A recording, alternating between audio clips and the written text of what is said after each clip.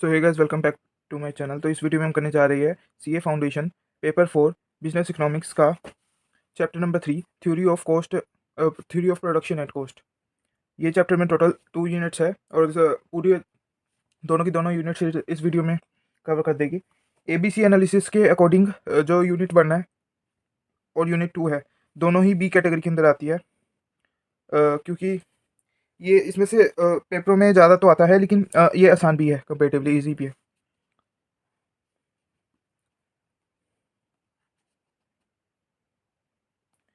तो शुरू करते हैं। सबसे पहला है पहली यूनिट, जैसे कि चैप्टर का नाम है theory of production and cost. पहली यूनिट है थ्योरी ऑफ प्रोडक्शन एंड दूसरी यूनिट है थ्योरी ऑफ कॉस्ट। तो यूनिट 1 में हम क्या क्या देखेंगे? प्रोडक्शन के बारे में देखेंगे, प्रोडक्शन की डेफिनेशन देखेंगे, प्रोडक्शन फंक्शन देखेंगे क्या होता है, करेक्टरिस्टिक्स देखेंगे of various factors of production, difference देखेंगे between the long run and short run of the production function, और कुछ लॉज देखेंगे हम। 3 लॉज है। उसके बाद प्रोडक्शन जो है, 2 कर्व समझेंगे हम। तो फर्स्ट यूनिट बहुत बड़ी है और सेकंड यूनिट थोड़ी कंपेरेटिवली स्मॉल है, लेकिन ये चैप्टर भी जो पिछला चैप्टर था theory of demand and supply, उसके जितना ही ये बड़ा है, और बल्कि उससे मुश्किल है, क्योंकि हमने 11th-12th में नहीं पढ़ रखा ये चीज़, तो ये इसलिए इंपॉर्टेंट भी हो जाता है।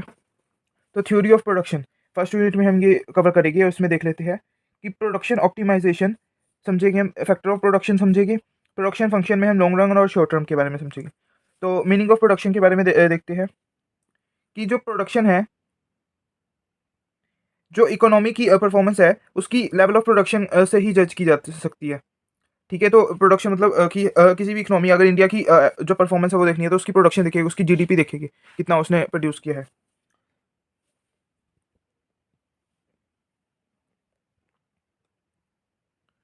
Second,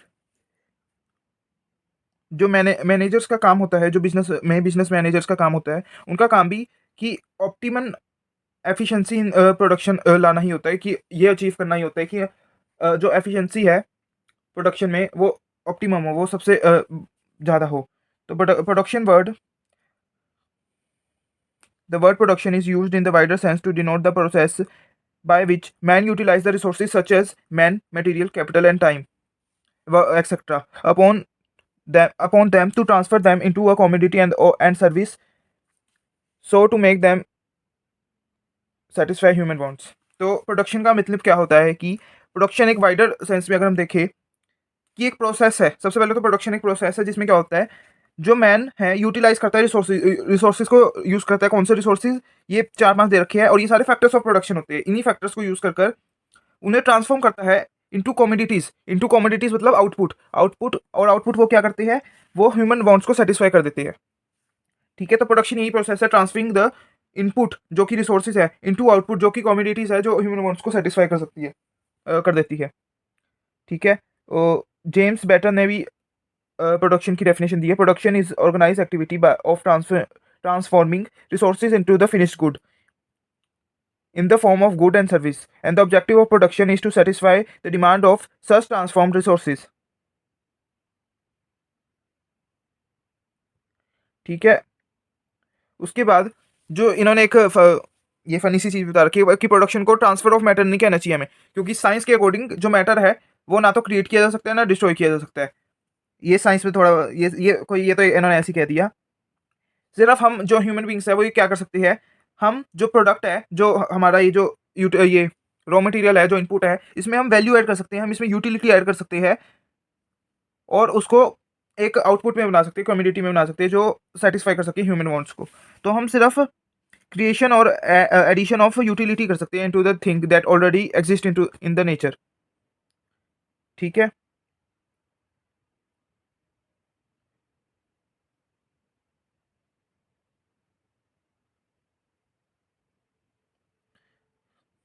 जो प्रोडक्शन है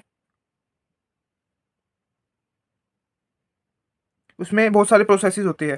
तो कुछ ये बता रखी है, कुछ पॉइंट दे रखे हैं। Changing the form of natural resources, जो इनपुट्स होते हैं वो असल में तो नेचुरल रिसोर्सेज ही होते हैं।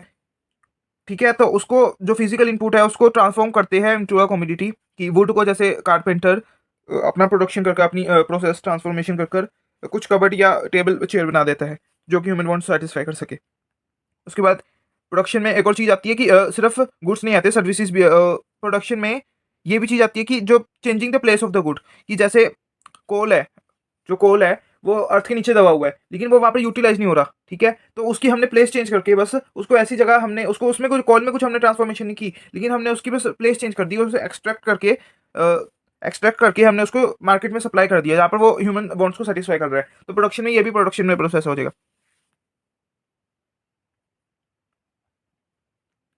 ठीक है, जहाँ पर उनकी कोई भी सेटिस्फेक्शन नहीं है टू टू अ प्लेस जहाँ पर उनकी यूटिलिटी है। उसके बाद जो थर्ड पॉइंट है, making available the matter at the time which are not normally available, कि जैसे कि अब जैसे कि अगर हम आम देखें, आम जो है गर्मियों में ही आते हैं, है ना, सर्दियों में वो नहीं आते। तो अब सर्दियों में अगर कोई ऐसा कुछ सिस्टम बना ले कि आम को वो गर्मियों वाले आम को वो स्टोर कर कर रखे, ताकि वो सर्दियों तक भी ठीक रहे, तो वो भी प्रोडक्शन कराएगा, क्योंकि सर्दियों में नॉर्मली अवेलेबल नहीं होते आम जो है, लेकिन हमने उनसे अवेलेबल कर दिया, तो वो भी प्रोडक्शन में ही आएगा। और जो फोर्थ कहता है कि जो प्रोडक्शन है उसमें गुड्स ही नहीं आती, सिर्फ सर्विसेज भी आ जाती है, कि जो पर्सनल स्किल्स होती है, ह्यूमन स्किल्स होती है, जैसे कि ऑर्गेनाइजर की, मर्चेंट्स की, ट्रांसपोर्टेशन वर्कर्स की, वो भी प्रोडक्शन के अंडर ही आती है, ठीक है। तो ये 4 पॉइंट प्रोडक्शन के अंडर आते हैं। और उसके बाद जो पर्पस होता है प्रोडक्शन का, वो एक ही होता है, to add utility into the matter, not to create matter. Okay, so तो किस तरह से यूटिलिटी क्रिएट की जा सकती है, फॉर्म यूटिलिटी की, प्लेस यूटिलिटी, टाइम यूटिलिटी और पर्सनल यूटिलिटी क्रिएट की जा सकती है।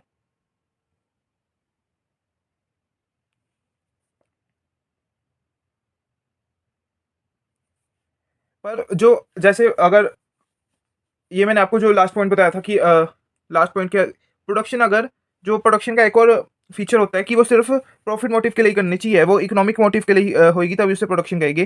कि अगर घर में कोई अपने रिश्तेदारों या अपने फैमिली मेम्बर्स के लिए कर रहा है, तो उसे प्रोडक्शन नहीं कहेगी, ठीक है, कि लव एंड अफेक्शन में जो चीज़ हो रही है उसे प्रोडक्शन में नहीं कहेगी। उसे उसमें इंटेंशन होना चाहिए कि हम उसे मार्केट में एक्सचेंज करें। उसके बाद the money expense incurred in the process, एक और फीचर बता रखा है कि जो प्रोडक्शन है उसमें कुछ ना कुछ कॉस्ट तो लगेगी ही, और उस कॉस्ट को कम से कम यूज़ करना और प्रोडक्शन जो है उस ज़्यादा से ज़्यादा करना, इसमें डिसीजन मेकिंग यूज़ होती है, ठीक है। ऑपरेशनल एफिशिएंसी ही खाली एक इंडिपेंडेंट फैक्टर होता है, कॉस्ट एफिशिएंसी भी होनी चाहिए, ठीक है ना। प्रॉफिटेबिलिटी भी ऐसा नहीं है कि 10 प्रोड्यूस कर सकते थे तो 10 के 10 प्रोड्यूस कर ले, लेकिन हमने देखा कि हमारे बजट में है ही नहीं, तो कॉस्ट एफिशिएंसी भी इंपॉर्टेंट है। उसके बाद है फैक्टर्स ऑफ प्रोडक्शन।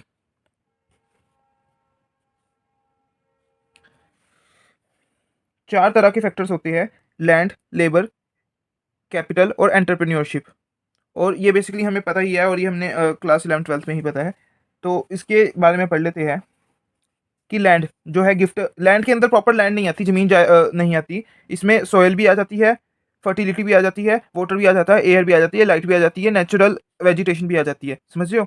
क्योंकि लैंड जो है all the gift of all free gift of nature है, कि नेचर उसके लिए कोई भी चार्ज नहीं करती।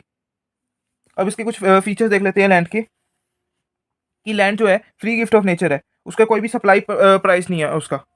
उसके बाद जो लैंड है उसकी जो सप्लाई है वो फिक्स्ड है, हम लैंड की प्रोडक्शन और तो नहीं कर सकते ना, वो तो नेचर ही प्रोवाइड करती है। उसके बाद है land is permanent has indestructible power. जो लैंड है वो परमानेंट इन नेचर है और वो डिस्ट्रॉय नहीं की जा सकती, ठीक है ना। ना लैंड एक तरह से मैटर है, उसको ना डिस्ट्रॉय किया जा सकता है, समझ लो वो एक नेचर की चीज़ है, उसे ना डिस्ट्रॉय किया जा सकता है, ना सप्लाई किया जा सकता है मोर, और ना उसकी सप्लाई चार्जेस लगती है। उसके बाद जो लैंड है वो पैसिव फैक्टर है, कि ऐसा नहीं कि हमारे पास लैंड है तो बस, हाँ बस हम प्रोडक्शन कर रहे हैं। लैंड एक्टिव फैक्टर नहीं है, कि ह्यूमन एफर्ट्स भी चाहिए, वरना तो कुछ लोग ऐसे भी होते हैं जिनके पास लैंड लैंड होती है और बस दिमाग नहीं होता, ठीक है ना। उसके बाद लैंड इज इमूवेबल, कि लैंड जो है उसको शिफ्ट नहीं किया जा सकता, इमूवेबल है, मतलब उसको समझ रहे हो ना, उसको शिफ्ट नहीं किया जा सकता फिजिकली, वो जहाँ है वो वहीं रहती है, उसकी बस प्रॉपर्टी ट्रांसफर हो सकती है, उसकी ओनरशिप। उसके बाद लैंड जो है उसकी मल्टीपल यूजेस होती है। उसके बाद लैंड इज़ हेट्रोजीनियस, कि हर लैंड बल्कि लैंड होमोजीनियस नहीं होती, कि जम्मू एंड कश्मीर में अलग लैंड होगी, समझिए पहाड़ी इलाके की लैंड अलग होगी, सेक्टर में अलग होगी, स्लम एरिया में अलग लैंड होगी। अब फ़र्क क्या होता है कि फर्टिलिटी और सिचुएशन का फ़र्क होता है, एटमॉस्फेयर का फ़र्क होता है, बल्कि हेट्रोजीनियस होती है लैंड, होमोजीनियस नहीं होती। उसके बाद है लेबर। लेबर फिजिकल और मेंटल एक्सट्रैक्शन को कहते हैं, जो ह्यूमन एफर्ट को कहते हैं। ठीक है, कि फिजिकल एक्सट्रैक्शन स्किल्स जो भी इंटैक्ट है, और उसे सिर्फ लेबर में से प्रॉफिट मोटिव आता है, इकोनॉमिक रिवार्ड का आता है। ये नहीं है कि घर में काम कर रहे हो तो उसको भी लेबर कह देखिए, कि मम्मी जो बच्चों के लिए रोटियां बनाती है वो लव एंड अफेक्शन में बनाती है, उसे लेबर के में इंक्लूड नहीं होएगा। लेकिन अगर वहीं पेड सर्वेंट है रोटियां बनाने के लिए तो वो लेबर में इंक्लूड होएगा। ठीक है, अब लेबर के कुछ फीचर्स देख लेते हैं कि लेबर जो है सबसे पहले ह्यूमन एफर्ट्स होती है। ठीक है, सेकंड पॉइंट है लेबर इज पेरिशेबल। पेरिशेबल का मतलब है कि ये वैसे बहुत अच्छी लाइन लिखी है उन्होंने, लेबर इज पेरिशेबल, कि जो लेबर है आज हमारे अंदर जो एनर्जी है वो उसको अगर आज हम यूज़ नहीं करेंगे तो वो ऐसा नहीं है कि अरे यार आज आज आज नहीं काम करता, इसको स्टोर कर, बल्कि स्टोर नहीं की जा सकती लेबर, यही है वैसे, लेबर स्टोर नहीं की जा सकती कि कभी और यूज़ कर लेगी। ठीक है, उसके बाद लेबर एक एक्टिव फैक्टर है, अनलाइक लैंड लेबर एक एक्टिव फैक्टर है। यहाँ पर लेबर इन्होंने गलत कर दिया। उसके बाद लेबर जो है इनसेपरेटेबल है फ्रॉम द लेबरर, कि जो सी है वो अगर जो भी फैसिलिटी प्रोवाइड करता है ऑडिटिंग या टैक्सेशन की फील्ड में या किसी भी फील्ड में, तो वो उससे डिफर नहीं कर सकती, कि ऐसा नहीं है कि किसी भी इंसान से, किसी भी जो लेबरर है उससे लेबर निकाल सकते हैं हम, नहीं। उसके बाद जो लेबर पावर है वो लेबर टू लेबर डिफर करते हैं, कि कोई समझ के। उसके बाद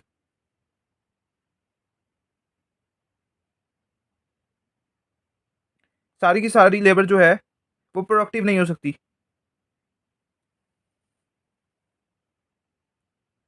ठीक है ना, कि सारी की सारी लेबर ऐसा नहीं है कि प्रोडक्शन ऑफ रिसोर्सेज में ही लगा दे, उसको मैनेज करने में भी हो सकती है। लेबर के पास पुअर बार्गेनिंग पावर होती है, कि उनका कोई रिजर्व प्राइस नहीं है, जो कि अब लो बन चुके हैं वैसे लेबर लॉज जो होते हैं। उसके बाद लेबर जो है उसको मूव कर सकते हैं from one place to another. ठीक है, कि अगर एकदम से डिमांड बढ़ जाती है लेबर की तो एकदम से सप्लाई नहीं बढ़ जा सकती, कि सप्लाई में एकदम से रैपिड एडजस्टमेंट नहीं की जा सकती। ठीक है,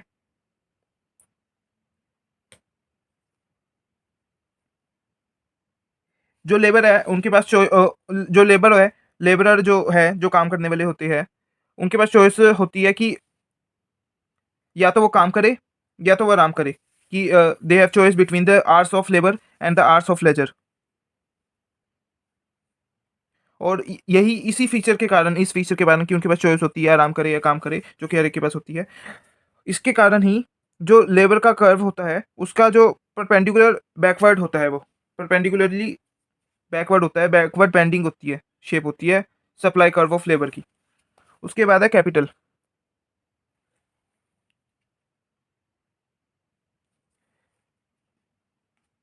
तो जो कैपिटल है वो वेल्थ से अलग होता है, तो क्योंकि जो वेल्थ होती है वो सारे गुड्स और ह्यूमन क्वांटिटीज होती है, क्वालिटीज होती है, सॉरी।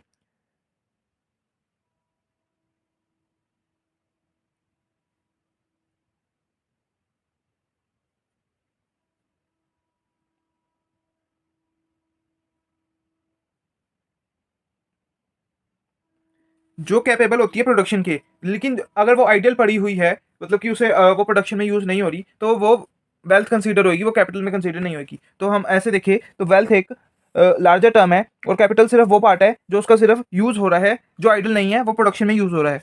ठीक है ना, all man made goods that are used for further production of wealth.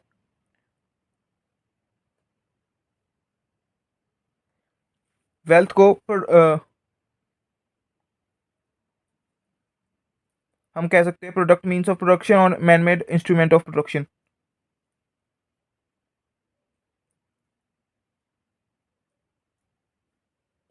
जो कैपिटल है ये प्राइमरी फैक्टर नहीं है, ये सेकेंडरी फैक्टर है, कि किसी के पास पैसा हो तो जरूरी नहीं है कि वो प्रोडक्शन कर रहा है। ऐसे भी बहुत सारे लोग होते हैं जिनके पास पैसा होता है लेकिन वो प्रोडक्शन नहीं कर रहे होते। ठीक है, क्योंकि जो लेबर है और एंटरप्रेन्योरशिप है वो एक्टिव फैक्टर है। उसके बाद टाइप्स ऑफ कैपिटल बता रखा है, फिक्स्ड कैपिटल, जो सिर्फ ड्यूरेबल टाइम के लिए है हमारे पास एक।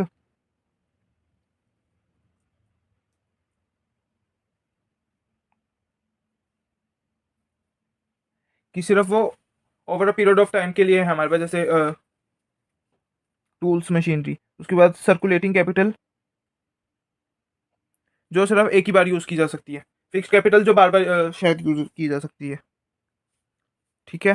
सर्कुलेटिंग कैपिटल में मतलब सीड्स, फ्यूल, रॉ मटेरियल। उसके बाद रियल कैपिटल, जितनी भी फिजिकल गुड है, जैसे कि बिल्डिंग। रियल कैपिटल मतलब फिजिकल जिनका एग्जिस्टेंस हो। उसके बाद ह्यूमन कैपिटल, रियल देख रहे हो आप ये फिक्स कैपिटल और सर्कुलेटिंग कैपिटल, ये दो एक तरह से ऑन द बेसिस ऑफ, मतलब ऑन द बेसिस ऑफ उनकी ड्यूरेबिलिटी, उनके यूजेस।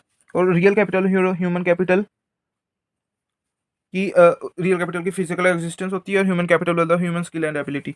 उसके बाद टेंजिबल मतलब जिसको छुआ जा सकता है, जिसको सेंस किया जा सकता है। उसके बाद इंडिविजुअल कैपिटल मतलब कि किसी की पर्सनल प्रॉपर्टी। उसके बाद सोशल कैपिटल, जो सोसाइटी को बिलोंग करती है, मतलब रोड और ब्रिजेस ब्रिजेस। उसके बाद जो कैपिटल परफॉर्मेंस है, so capital performance means a sustained increase in the stock of real capital in the country, कि जो real capital in the country है उसका स्टॉक में increase, which is use for further production of the capital formation को investment भी कहते हैं। ठीक है, मतलब कैपिटल फॉर्मेशन मतलब इंक्रीज इन द कैपिटल को कैपिटल फॉर्मेशन कह देते हैं।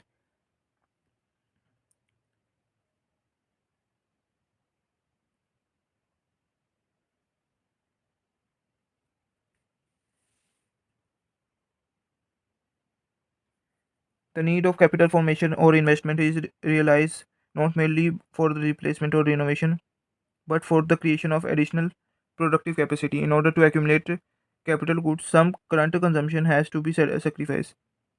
कि सारा का सारा जो कंजम्पशन है वो करंट कंजम्पशन नहीं हो सकता, कि सारा का सारा हम जो हमारे पास पैसा है उसको कंज्यूम नहीं किया जा सकता, उसको सेव करना होता है थोड़ा बहुत, और उसको प्रोडक्टिव जगह इन्वेस्ट करना होता है।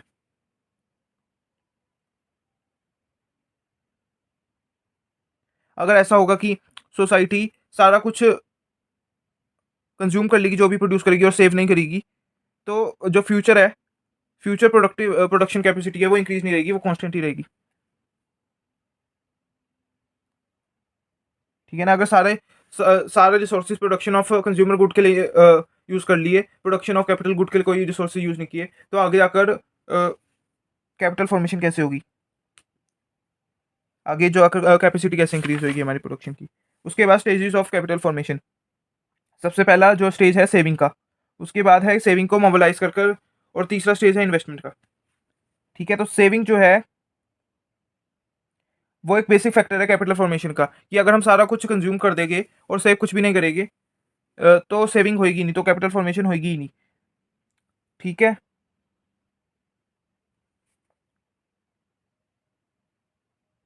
The ability to save depend upon the income of the individual, कि जितना जैसे जैसे इनकम बढ़ती है वैसे वैसे सेविंग, जो मार्जिनल रेट ऑफ सेविंग है, नहीं नहीं, मार्जिनल रेट ऑफ सेविंग नहीं, sorry sorry, propensity to save है वो बढ़ती रहती है, और प्रोपेंसिटी टू कंज्यूम कम होती रहती है। ये 12th क्लास में पढ़ा था। सेविंग जो है वो एबिलिटी, खाली एबिलिटी टू सेव नहीं है, बट विलिंगनेस टू सेव भी है, कि किसी कईयों के पास एबिलिटी तो होती है लेकिन फिर भी वो फजूल खर्ची करके कंज्यूम कर देते हैं। उसके बाद जो सेकंड फैक्टर है वो है मोबिलाइजेशन ऑफ सेविंग, कि जो सेविंग है वो किसी ना किसी, अगर सेविंग बैंक में भी करते हैं तो बैंक से भी कभी ना कभी जो सेविंग है, बैंक से भी कभी ना कभी सेविंग चैनलाइज, बैंक अगर हम बैंक में भी सेविंग करते हैं तो बैंक से उससे चैनलाइज कर देता है प्रोड्यूसर्स के पास। उसके बाद इन्वेस्टमेंट, जो रियल सेविंग है वो इन्वेस्टमेंट में कन्वर्ट हो जाती है, और वो आगे जाकर कैपिटल एसेट बनती है, रियल कैपिटल एसेट बनती है, जो कि एंटरप्रेन्योर क्लास वाले लोग होते हैं, वो चीज़ ये चीज़ करती है, to create new capital asset. ठीक है, इसी तरह से सर्कुलेशन होती रहती है। इसके बाद है एंटरप्रेन्योरशिप, ये having explain the three factor. अब एंटरप्रेन्योरशिप क्या होती है,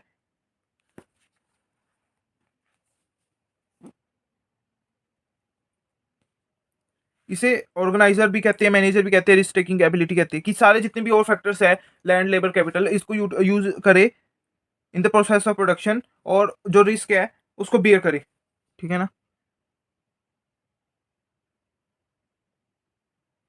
जो डिसीजन है वो रूटीन और नॉन रूटीन टाइप्स की भी हो सकती है। फंक्शन ऑफ एन एंटरप्रेन्योर, सबसे पहला फंक्शन है initiating business enterprise and resources coordination. की तीन ही फंक्शन है बिजनेस ये एंटरप्रेन्योर के, कि सबसे पहले वो बिजनेस को इनिशिएट करता है, रिस्क बियर करता है और इनोवेशन करता है।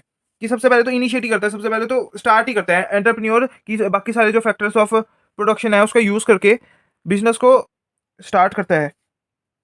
ठीक है ना, ये फर्स्ट एंड फॉरमोस्ट फंक्शन है कि वो अपॉर्चुनिटी देखता है और रिसोर्सेज को डिप्लॉय करता है और स्टार्ट करता है प्रोडक्शन का प्रोसेस। ठीक है, और इसकी जो जैसे हम पढ़ेंगे कि अगर जैसे लैंड होता है उसका वो उसका रेंट होता है, लैंड की पेमेंट रेंट से करती है, लेबर की पेमेंट वेजिस से करती है, कैपिटल की पेमेंट इंटरेस्ट से करती है, वैसे ही एंटरप्रेन्योर की पेमेंट जो होता है वो हम प्रॉफिट से करती है। उसके बाद है रिस्क बियरिंग। तो दूसरा फंक्शन है, मोस्ट इंपॉर्टेंट फंक्शन है ये, कि जो एंटरप्रेन्योर है उसको रिस्क बियर करना होता है कि कोई भी फाइनेंशियल रिस्क आ जाए, कोई भी टेक्नोलॉजिकल रिस्क आ जाए। रिस्क किसके कारण से आते हैं? अनसर्टेनिटी इन द एनवायरमेंट, कि हमें पता नहीं है, कुछ भी हो सकता है, हम प्रिडिक्ट नहीं कर सकते 100% फ्यूचर। तो उसे कह देते हैं रिस्क बियरिंग फंक्शन। ये मोस्ट इंपॉर्टेंट फंक्शन है, ये फर्स्ट एंड फॉरमोस्ट फंक्शन है।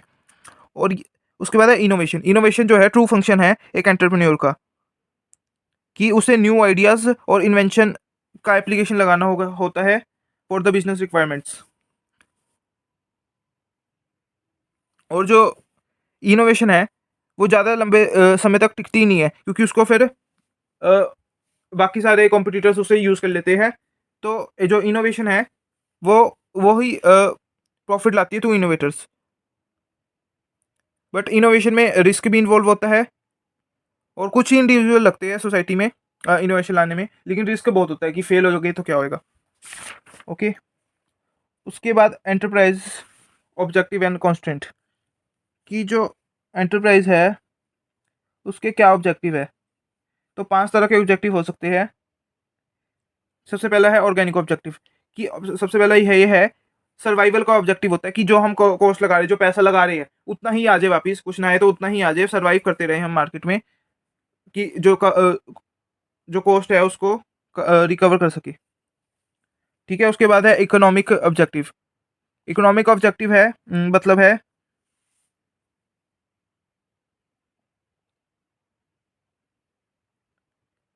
कि प्रॉफिट जो है हमें ज़्यादा से ज़्यादा मिलना चाहिए। अब जब कॉस्ट कवर हो जाती है तो इकोनॉमिक ऑर्गेनिक ऑब्जेक्टिव जब कवर हो जाता है तो इकोनॉमिक ऑब्जेक्टिव आता है कि प्रॉफिट जो है मैक्सिमम से मैक्सिमम होना चाहिए जितना हो सकता है। अ,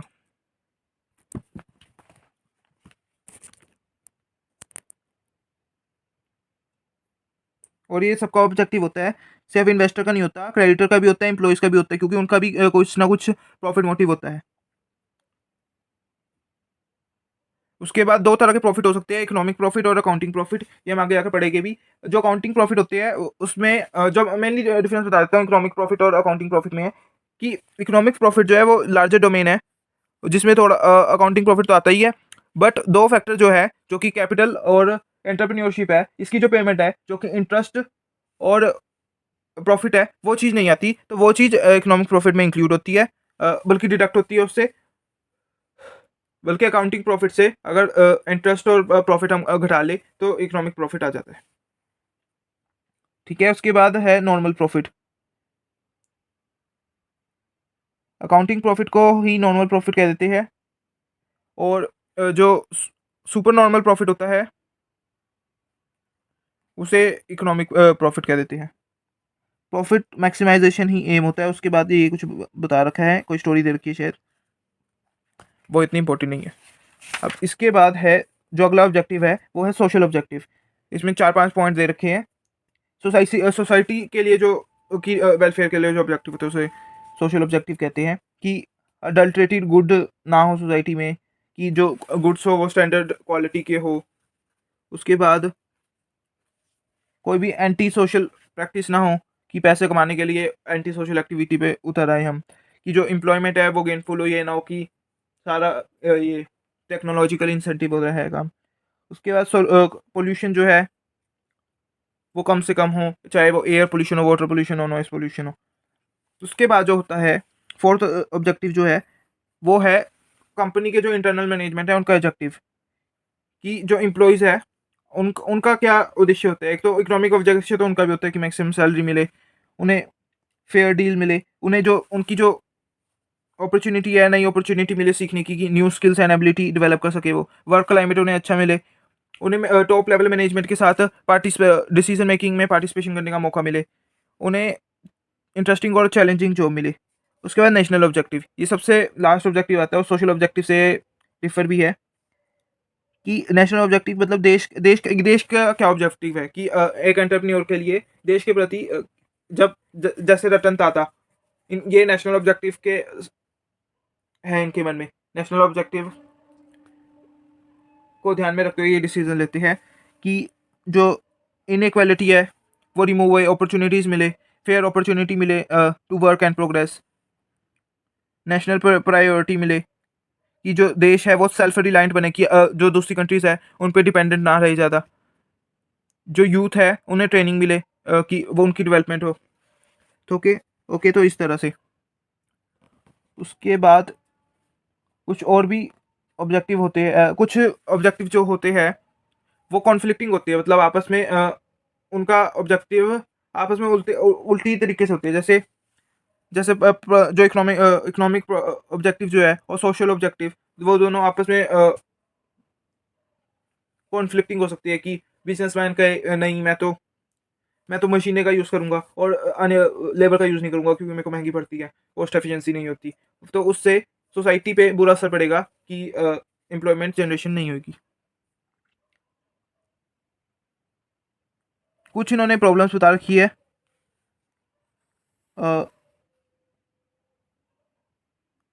कि ऑब्जेक्टिव फुलफिल क्यों नहीं होते। ये ऑब्जेक्टिव फुलफिल करने में क्या हिंड्रेंस आ जाती है, ये कुछ 5 प्रॉब्लम्स बता रखी है। कि सबसे पहले तो लैक ऑफ नॉलेज है, कि लोगों को कुछ नॉलेज ही नहीं है, इसलिए प्रॉफिट को जो है प्रॉफिट मैक्सिमाइजेशन का प्रोसेस डिफिकल्ट हो जाता है। There may be other constants such as restriction impose in the public interest by the state, कि स्टेट ही कई बार क्या होता है, स्टेट ज़्यादा स्ट्रिक्टनेस लगा देती है, ज़्यादा रिस्ट्रिक्शन लगा देती है पब्लिक पे। तो एक वो चीज़ है। तीसरी जो प्रॉब्लम आ सकती है कि जो इंफ्रास्ट्रक्चर है, जैसे कि जो अगर फिजिकल इंफ्रास्ट्रक्चर देखे कि लैंड, रोड्स वगैरह, बिल्डिंग्स वगैरह इनएडुकेट है, और या फिर सोशल इंफ्रास्ट्रक्चर की, एजुकेशन, हेल्थ वगैरह, ठीक है, या फंक्शनल इंफ्रास्ट्रक्चर की सप्लाई नहीं है, पावर नहीं है वगैरह।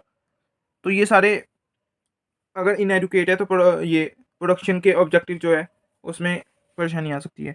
उसके बाद जो फोर्थ है कि जो बिजनेस एनवायरनमेंट है, जो कंडीशंस है वो अनसर्टेन है, उसमें चेंजेस आते रहते हैं, तो अच्छे से प्लानिंग नहीं हो पाती, रिस्क ज़्यादा रहता है, तो ये ऑब्जेक्टिव कई बार फुलफिल नहीं हो पाते।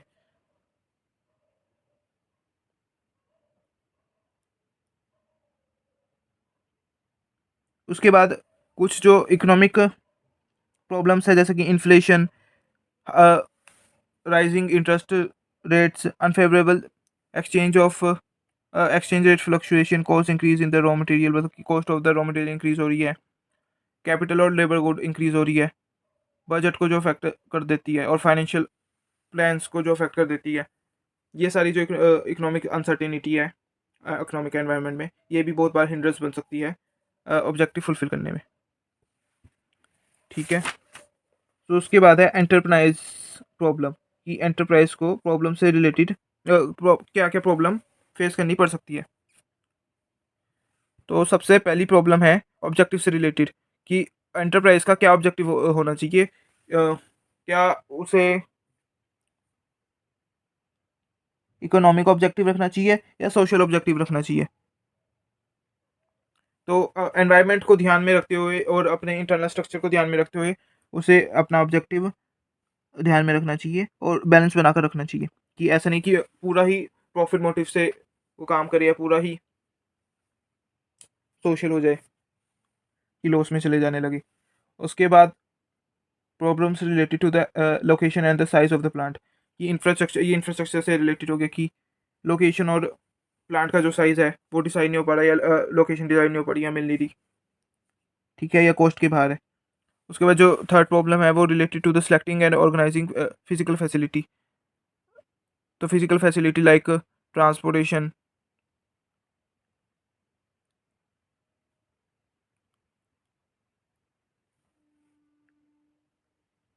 जो भी प्रोसेस होता है फिजिकल, जो भी फैसिलिटी चाहिए होती है फिजिकल लोगों को physically in the process of production, अगर वो नहीं मिल पाती तो उससे रिलेटेड भी प्रॉब्लम आ जाती है। प्रॉब्लम रिलेटेड टू फाइनेंस, कि सबसे पहले तो इसमें क्या क्या प्रॉब्लम आ सकती है कि सबसे पहले कि हमें यही ना पता चल रहा हो कि हमें कितना पैसा लगाना है। दूसरा कि हमें ये नहीं पता चल रहा हो कि कितनी कॉस्ट लगेगी या कितनी डिमांड होएगी। तीसरा हमें ये ना पता चल रहा हो कि प्रॉफिट कितना होगा जितनी हम इन्वेस्टमेंट कर रहे हैं, और कि जो प्रॉफिट हम यहाँ लगा रहे हैं वो कहीं और भी लगाकर अपॉर्चुनिटी कॉस्ट तो नहीं हम मिस कर रहे। उसके बाद जो फोर्थ प्रॉब्लम आ सकती है, डिटरमाइनिंग द कैपिटल स्ट्रक्चर, कि कितना हमारा इक्विटी होनी चाहिए, कितना डेप्ट होना चाहिए हमारे कैपिटल स्ट्रक्चर में। उसके बाद problem related to organisational structure, की जो इंटरनल हमारे काम करने वाले हैं वो किसको किसको रिपोर्ट करना चाहिए, इससे रिलेटेड प्रॉब्लम आ सकती है। उसके बाद प्रॉब्लम रिलेटेड टू मार्केटिंग, कि मार्केटिंग जो है हम 12th क्लास में पढ़ा था कि 4 पीस होती है, product product promotion price and place, इससे रिलेटेड प्रॉब्लम आ सकती है। उसके बाद problem related to legal formation, कि जो लॉ है अगर उससे कोऑर्डिनेशन हम ना उससे कोऑर्डिनेटली अगर हम ना वर्क करें तो प्रॉब्लम आ सकती है।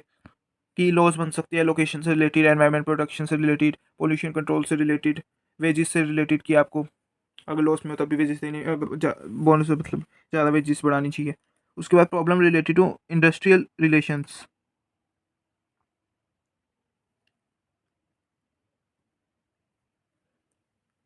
with the emergency of the present day factory system of production, the management has devised special measurement to win cooperative of large number of, कि जो हमारे कॉम्पिटिटर्स है या जो हमारे सप्लायर्स है या जो हमारे को हमारे जो कॉम्पिटिटर्स है, अगर उनके साथ हमारा रिलेशन अच्छा नहीं है तो हमें प्रॉब्लम आ सकती है। ठीक है। उसके बाद है प्रोडक्शन फंक्शन। तो अभी तक जितना ये थ्योरी हमने पढ़ रखी है इसमें से बहुत बहुत कम आता है, और प्रोडक्शन फंक्शन में से ये अब से यहीं से सब चैप्टर शुरू हुआ है। अब आप ये समझिए, और ये बहुत बहुत इसमें दिमाग भी लगेगा और बहुत लंबा भी है ये टॉपिक।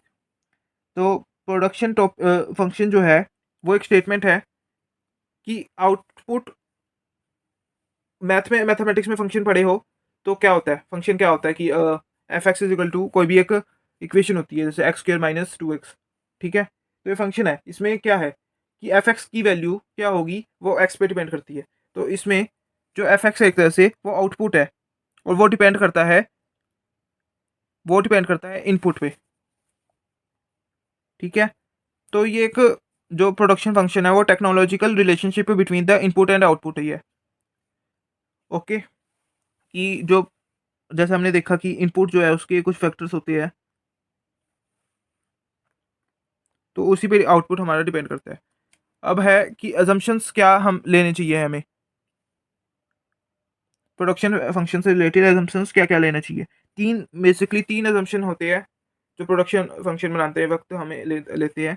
सबसे पहला कि जो प्रोडक्शन फंक्शन है वो एट अ स्पेसिफिक टाइम होता है, वो एक स्टॉक कॉन्सेप्ट है, वो फ्लो कॉन्सेप्ट नहीं है कि over a period of time नहीं हो सकता, वो at a specific period of time होता है कि इस टाइम पे क्या प्रोडक्शन फंक्शन है। ठीक है। उसके बाद जो सेकंड अजम्पशन है कि कोई भी इनोवेशन जो है वो चेंज ला सकती है इन द रिलेशनशिप, की प्रोडक्शन फंक्शन जो है वो कभी भी चेंज हो सकता है किसी भी इनोवेशन के कारण या किसी भी एनवायरनमेंट कॉज के कारण वो चेंज हो सकता है। कि रिलेशनशिप ही तो है आउटपुट और इनपुट में, कितना इनपुट डालेगी और तो इतना आउटपुट निकलेगा। अब ये चीज़ तो बहुत सारे फैक्टर्स पे डिटरमाइन करती है, क्या पता नई टेक्नोलॉजी आ जिससे बहुत कम इनपुट डालने पे बहुत ज़्यादा आउटपुट निकल जाए। ऐसा कुछ भी कोई भी रीज़न हो सकता है एक्स वाई ज़ेड। उसके बाद जो थर्ड अजम्पशन ये है, और ये बहुत मेन अजम्पशन है, कि हम ये ज्यूम करते हैं कि जो भी हम इनपुट डाल रहे हैं उससे जो आउटपुट आ रहा है वो मैक्सिमम है, कि मैक्सिमम आउटपुट इतना ही निकल सकता है, बिल्कुल हम एफिशिएंटली वर्क कर रहे हैं और मैक्सिमम आउटपुट इतना ही निकल सकता है। तो प्रोडक्शन फंक्शन की एक डेफिनेशन दे रखी है, the relationship between the maximum amount of output that can be produce and input required to make that output, की रिलेशन है between the output and the input. ठीक है। It is defined for a given state of technology, कि इसमें assumption भी ये include करेगी इस डेफिनेशन में, कि जो टेक्नोलॉजी की स्टेट है वो गिवन है, the maximum amount of technology that can be produced with given quantities of input under the given state of technology. ठीक है, इसका मतलब कि मिनिमम हमें इनपुट चाहिए, मिनिमम क्वांटिटीज ऑफ इनपुट बताता है प्रोडक्शन फंक्शन। और प्रोडक्शन फंक्शन जो है वो कुछ ऐसा ऐसा दे रखा है इन्होंने, अ, जो है output is equal to labour and capital, जो कि बहुत ज़्यादा ट्रू नहीं है, क्योंकि इसमें लैंड और एंटरप्राइज जो है, ये शायद एग्जांपल दे रखा है।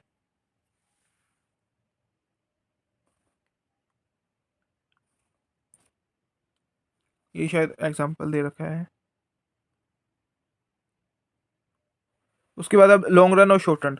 लॉन्ग रन और शॉर्ट रन में कोई ऐसा फिक्स टाइम नहीं है कि इस बल्कि 6 महीने या 1 साल, इससे पहले लॉन्ग रन होगा, इससे पहले शॉर्ट रन होगा और उसके बाद लॉन्ग रन, ऐसा कुछ नहीं है।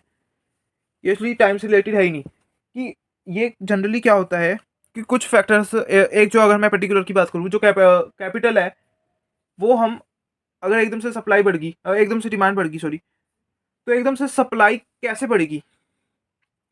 शॉर्ट रन में हम उसका रैपिड चेंज तो नहीं ले सकते ना कैपिटल इन्वेस्टमेंट में, तो लॉन्ग रन में तो हम एडजस्टमेंट कर सकते हैं। तो यही चीज़ है, लॉन्ग रन और शॉर्ट रन में यही चीज़ डिफरेंस है कि जो शॉर्ट रन में है उसमें एक ना एक जो फैक्टर है ऑफ प्रोडक्शन, वो फिक्स्ड रहता ही रहता है, मतलब वो चेंज नहीं किया जा सकता रैपिडली। और लॉन्ग रन में सारे के सारे जो फैक्टर्स ऑफ प्रोडक्शन है वो वेरिएबल होती है। बस यही एक की डिफरेंस है लॉन्ग रन और शॉर्ट रन में।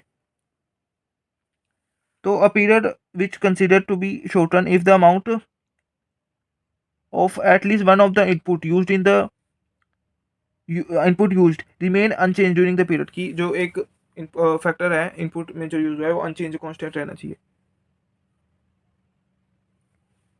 ठीक है, वो कैपिटल होते हैं जनरली। ठीक है ना। और the long run is the period of time in which all factors of production are variable. ठीक है। उसके बाद ये कॉब डगलस ने एक प्रोडक्शन फंक्शन दिया है। एक्चुअली ये एक प्रोडक्शन फंक्शन दिया है जिसमें output is equal to labour और कैपिटल, और लेबर और कैपिटल के बीच का ने दो दिए है। एक्चुअली ये चीज़ मॉडिफाई हो चुकी है और ये हम आगे भी पढ़ेंगे, तो आगे ही देख लेना। ये बाकी याद रखना है तो रख लो। इसमें इस फंक्शन का कंक्लूजन ये था कि जो लेबर है वो 3/4 मतलब 75% कॉन्ट्रीब्यूट करती है, और जो कैपिटल है सिर्फ वो 1/4 कंट्रीब्यूट करती है, यानी मैन्युफैक्चरिंग प्रोडक्शन। ठीक है। उसके बाद कुछ लॉज दे रखे हैं। ये लॉज है प्रोडक्शन का बिहेवियर से रिलेटेड लॉज है कि प्रोडक्शन प्रोडक्शन सबसे पहले तो प्रोडक्शन 3 तरह की होती है, मतलब ठीक है ना, कि टोटल प्रोडक्शन, एवरेज प्रोडक्शन और मार्जिनल प्रोडक्शन। और ये कुछ नए वर्ड नहीं है कि आपको कंफ्यूजन हो बहुत ज़्यादा। टोटल प्रोडक्शन की अभी तक कितना आउटपुट निकला है, जितना भी हमने इनपुट डाला है। और मार्जिनल प्रोडक्शन होती है कि अगर हम एक यूनिट और इनपुट डालें तो कितना एक्स्ट्रा जो आउटपुट निकलेगा उससे मार्जिनल एडिशनल जो आउटपुट निकलेगा उससे मार्जिनल प्रोडक्शन कहते हैं। और एवरेज प्रोडक्शन होता है कि अभी तक जितना भी टोटल आउटपुट आया है divide by the total units, input units. ठीक है। तो लॉ ऑफ वेरिएबल प्रोपोर्शन क्या कहता है, या लॉ ऑफ डिमिनिशिंग रिटर्न्स क्या कहता है? The law state that as we increase the quality of one out quantity of one input which is combined with other fixed input, मतलब कि जो वेरिएबल इनपुट है उसकी क्वांटिटी बढ़ाते हैं फिक्स्ड इनपुट के साथ मिलाकर, वो तो फिक्स्ड ही रहना है। The marginal physical productivity of the variable input must eventually decline. Actually ये, हाँ, कि जो मार्जिनल फिजिकल मतलब कि जो मार्जिनल प्रोडक्शन है वो मस्ट इवेंचुअली डिक्लाइन है, कि पहले तो इंक्रीज होना चाहिए, इवेंचुअली वो डिक्लाइन भी करना चाहिए, ये लॉ स्टेट करता है।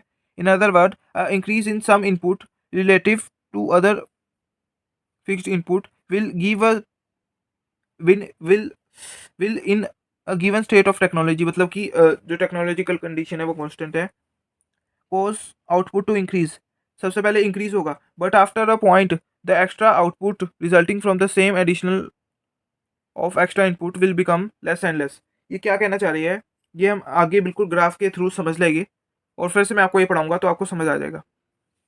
ठीक है।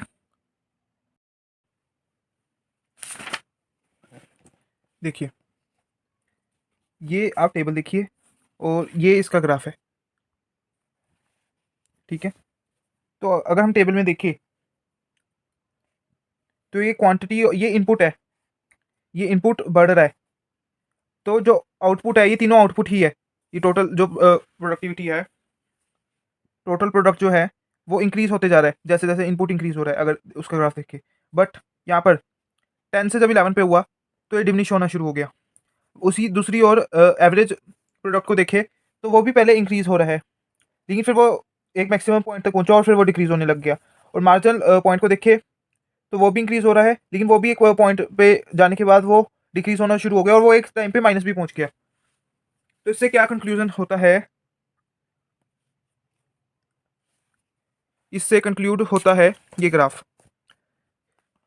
तो ये जो लो है, तीनों जो लो है, एक्चुअली जो लॉ ऑफ वेरिएबल पोर्शन है, इसमें इसके अंदर तीन लॉ आते हैं, जो कि है law of increasing return, law of diminishing return and law of negative return, जिसमें बताते हैं कि तीन स्टेजेस होती है।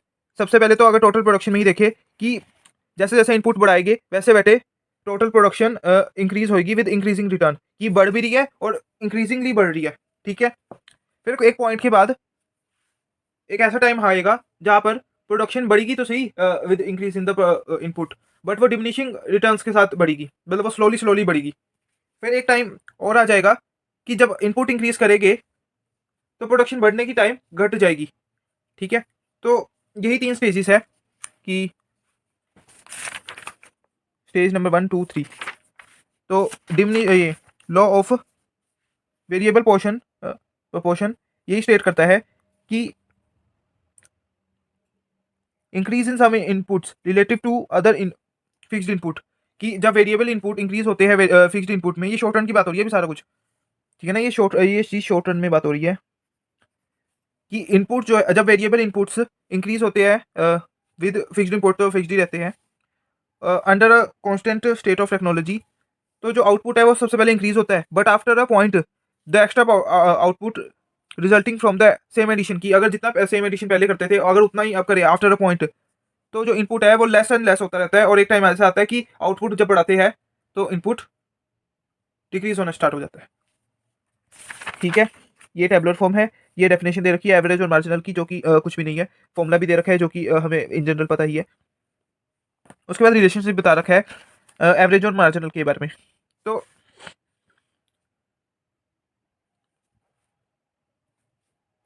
तो एवरेज प्रोडक्ट और मार्जिनल प्रोडक्ट में हमें बस आपने बस एक ही चीज़ याद रखनी है कि जो मार्जिनल प्रोडक्ट है ना वो हमेशा एवरेज प्रोडक्ट से जल्दी ही रहेगा, मतलब एवरेज मार्जिनल प्रोडक्ट हमेशा एवरेज प्रोडक्ट से हर चीज़ में आगे ही रहेगा।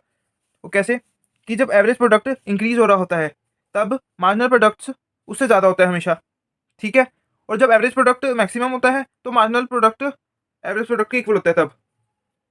ठीक है, और जब मार्जिनल एवरेज प्रोडक्ट कम होना स्टार्ट होता है तो मार्जिनल प्रोडक्ट उससे जल्दी कम हो जाता है, उससे लेस हो जाता है। ठीक है, तो ये चीज़ हमें तीनों बातें याद रखनी है, और ये ग्राफ बनता है कि जब एवरेज प्रोडक्ट इंक्रीज हो रहा है तो मार्जिनल प्रोडक्ट उससे ज़्यादा था, और जब एवरेज प्रोडक्ट उस पॉइंट पे मैक्सिमम होगा जब मार्जिनल प्रोडक्ट उसके इक्वल होगा, और जब एवरेज प्रोडक्ट इस पॉइंट के बाद कम होना शुरू हुआ तो मार्जिनल प्रोडक्ट इससे जल्दी कम हो गया और बल्कि नेगेटिव ही हो गया। ठीक है, उसके बाद लॉ ऑफ वेरिएबल प्रोपोर्शन और the law of diminishing return examine the production function with one factor variable and keeping the quantities of other factor fixed. In other words, it refers to the input-output relationship when the output is increased by varying the quantities of one input. This law operates in the short run when all the factors of the production cannot be increased or decreased simultaneously. ठीक है, और इसकी कुछ assumptions है, आप कहोगे अब पहले भी तो assumption पढ़ी थी, वो जो थी वो assumption जो थी हमने, ये जो assumptions पढ़ी थी ये प्रोडक्शन फंक्शन की थी। अब ये जो assumptions पढ़ रहे हैं हम, ये लॉ की है, जो लॉ ऑफ डिमिनिशिंग ये वेरिएबल प्रोपोर्शन है इसकी। तो सबसे पहला है जो कि उसकी डेफिनेशन में ही है कि जो स्टेट ऑफ टेक्नोलॉजी है वो कांस्टेंट है, अनचेंज्ड है। ठीक है, सेकंड जो अजम्पशन है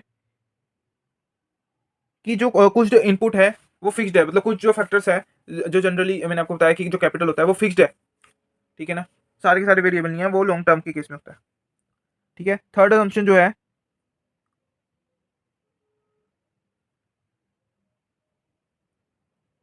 कि ये लॉ वहां पर अप्लाई नहीं होता जहाँ पर फैक्टर्स जो है फिक्स्ड प्रोपोर्शन में यूज होने चाहिए for to produce a output, की मतलब कि मैं आपको क्या समझाऊँ कि हमारा अगर शिकंजी का बिज़नेस है, तो ऐसा नहीं होना चाहिए कि 100 ग्राम शिकंजी बनाने के लिए 90 ग्राम पानी, 5 ग्राम नींबू 2 ग्राम नमक और 3 ग्राम चीनी, ये अगर प्रोपोर्शन है और अगर शिकंजी की आउटपुट जो है हमारा शिकंजी इसकी प्रोडक्शन इंक्रीज़ करनी है, तो हमें इसी आउटपुट में ही बढ़ाना चाहिए। ऐसा तो हो नहीं सकता कि पानी हमने ज़्यादा बढ़ा दिया, चीनी और नींबू बढ़ाया नहीं और नमक बढ़ाया नहीं, तो ये केस तो है नहीं। तो थर्ड पॉइंट यही कहता है कि ये वाला लॉ वहाँ पर अप्लाई नहीं होता, जहाँ पर फैक्टर्स जो है, इनपुट जो है वो इक्वल फिक्स्ड प्रोपोर्शन में ही इंक्रीज़ होनी चाहिए टू इंक्रीज़ द आउटपुट। ठीक है, फोर्थ असम्पशन कहता है कि यहाँ पर सिर्फ फिजिकल इनपुट और आउटपुट की बात होती है, ठीक है ना, और इकोनॉमिक प्रॉफिटेबिलिटी जो है उसकी बात नहीं होती, मतलब अकाउंटिंग प्रॉफिटेबिलिटी की बात होती है।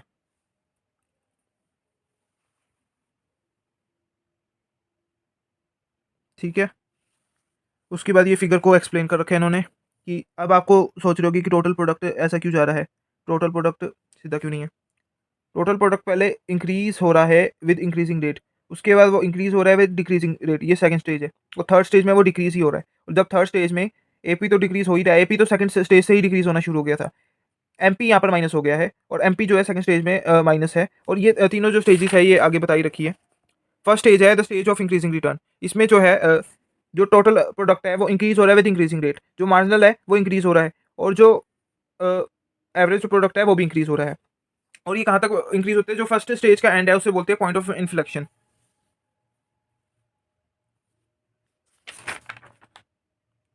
ठीक है, इस पॉइंट पे सॉरी सॉरी सॉरी इस पॉइंट ऑफ इन्फ्लेक्शन क्या होता है, the total price increases at the increasing rate upon a time, marginal product also rise and is maximum at the point corresponding to the point of inflection। अच्छा, जहाँ पर ये point, इस point को शायद कहते हैं पॉइंट ऑफ इन्फ्लेक्शन, और यहीं पे शायद फर्स्ट स्टेज खत्म होती है और इसके बाद जो है सेकंड स्टेज आती है। सेकंड स्टेज में क्या है, टोटल प्रोडक्ट जो है वो इंक्रीज तो होता है but with diminishing returns, with diminishing speed increase होता है। तो अभी मैंने ऐसे समझा है कि इंक्रीज हो रहा है लेकिन कम रेट पे। उसके बाद मार्जिनल प्रोडक्ट और एवरेज प्रोडक्ट डिक्रीज होती है लेकिन दोनों पॉजिटिव होती है। ठीक है, और थर्ड स्टेज में क्या होता है कि टोटल प्रोडक्ट भी डिक्रीज होना शुरू हो जाता है, मार्जिनल प्रोडक्ट भी डिक्रीज होना शुरू हो जाता है और एवरेज प्रोडक्ट भी डिक्रीज होना शुरू हो जाता है। बट यहाँ पर मार्जिनल जो प्रोडक्ट है वो माइनस में चल जाता है। ठीक है, अब ये ऐसा क्यों होता है, फर्स्ट स्टेज, सेकंड स्टेज और थर्ड स्टेज की एक्सप्लेनेशन अब है कि फर्स्ट स्टेज में ऐसा क्यों होता है कि हमारी याद करो एक assumption थी कि जो फिक्स्ड कुछ ना कुछ वेरिएबल फिक्स्ड रहती है। तो फर्स्ट स्टेज में होता क्या है कि जो फिक्स्ड वेरिएबल है उसको हम रेंट मान लेते हैं। ठीक है, और मैं आपको हाइपोथेटिकल क्या प्रैक्टिकल एग्जांपल है ये कि इनपुट हमने मान लिया रेंट। अब रेंट फिक्स्ड है कि इसमें 1000 प्रोडक्ट प्रोड्यूस हो, लाख हो, 1 करोड़ हो या एक भी ना हो, रेंट तो रेंट ही रहना है। ठीक है, इसलिए फिक्स्ड है। वेरिएबल ले लेते हैं हम 10 रुपये, वेरिएबल ले लेते हैं हम कोई भी इनपुट की कॉस्ट। ठीक है, अब हुआ क्या, रेंट और इसमें एक मशीनरी की कॉस्ट भी अगर रख लो, तो मशीनरी जो है वो एक बार में उसको मशीनरी को हैंडल करने के लिए 4 बंदे चाहिए। यही वाला जो एग्जांपल इन्होंने ले रखा है यहाँ पर इसमें आप कर सको तो यही वाला एग्जांपल समझा रहा हूँ कि 4 बंदे चाहिए एक मशीनरी को हैंडल करने के लिए, और हमारे पास 3 है। तो जो प्रोडक्शन है हमारी फुल कैपेसिटी तक यूज़ नहीं हो रही। तो ये फर्स्ट स्टेज का केस है कि जैसे जैसे हम बंदे इंक्रीज कर रहे हैं, अगर एक की जगह 2 करे तो प्रोडक्शन इंक्रीज होगी, 2 की जगह 3 करे तो भी प्रोडक्शन इंक्रीज होगी, अब 3 की जगह 4 करे तब भी प्रोडक्शन इंक्रीज होगी। तो प्रोडक्शन इंक्रीज हो रही है, टोटल प्रोडक्शन भी इंक्रीज हो रही है, मार्जिनल भी, एवरेज भी। ठीक है ना, अब चार चार आ गया पॉइंट ऑफ इन्फ्लेक्शन। इसके बाद हम आ गए स्टेज 2 में। अब स्टेज 2 में क्या हुआ, हम एक ऐसे पॉइंट पे रीच कर गए जहाँ पर जो वेरिएबल है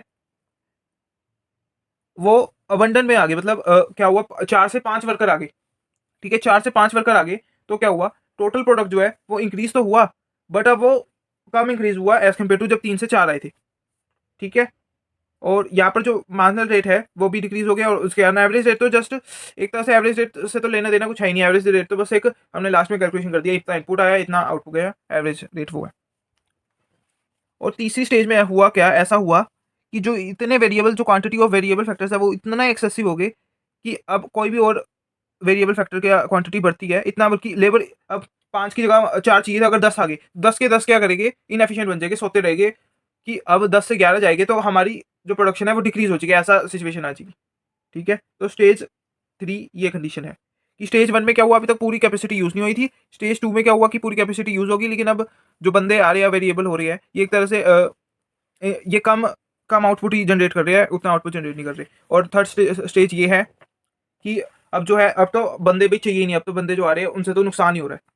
ठीक है, तो अब मैं एज अ बिजनेसमैन आपसे पूछना चाहता मैं थोड़ा बिजनेसमैन हूँ, मतलब कि एज अ कोई भी बिजनेस आप अपने आप को बिजनेसमैन मानो, तो मैं आपसे पूछना चाहता हूँ कि आप कौन सी स्टेज में रहना प्रेफर करोगे, फर्स्ट, सेकंड या थर्ड? ठीक है, सोच के बताओ। तो अगर आपने तीनों स्टेज आपको अच्छे से समझ आ गई, तो आप में से फटाफट आप बता दोगे कि थर्ड स्टेज में तो बिल्कुल नहीं रहेगी। थर्ड स्टेज में तो बिल्कुल भी नहीं रहेगी भाई, नुकसान, हम इनपुट भी बढ़ाए, अपनी कॉस्ट भी बढ़ाए, और आउटपुट चाहे वो भी कम आए, मतलब कि ये तो डबल नुकसान हो गया। थर्ड कॉस्ट में तो बिल्कुल भी नहीं रहना। अब सोचो, आप फर्स्ट स्टेज में रहना ज़्यादा पसंद करोगे या सेकंड स्टेज? फर्स्ट स्टेज ऐसी है कि इन फुल्ली हमने यूज़ नहीं किया है। ओह!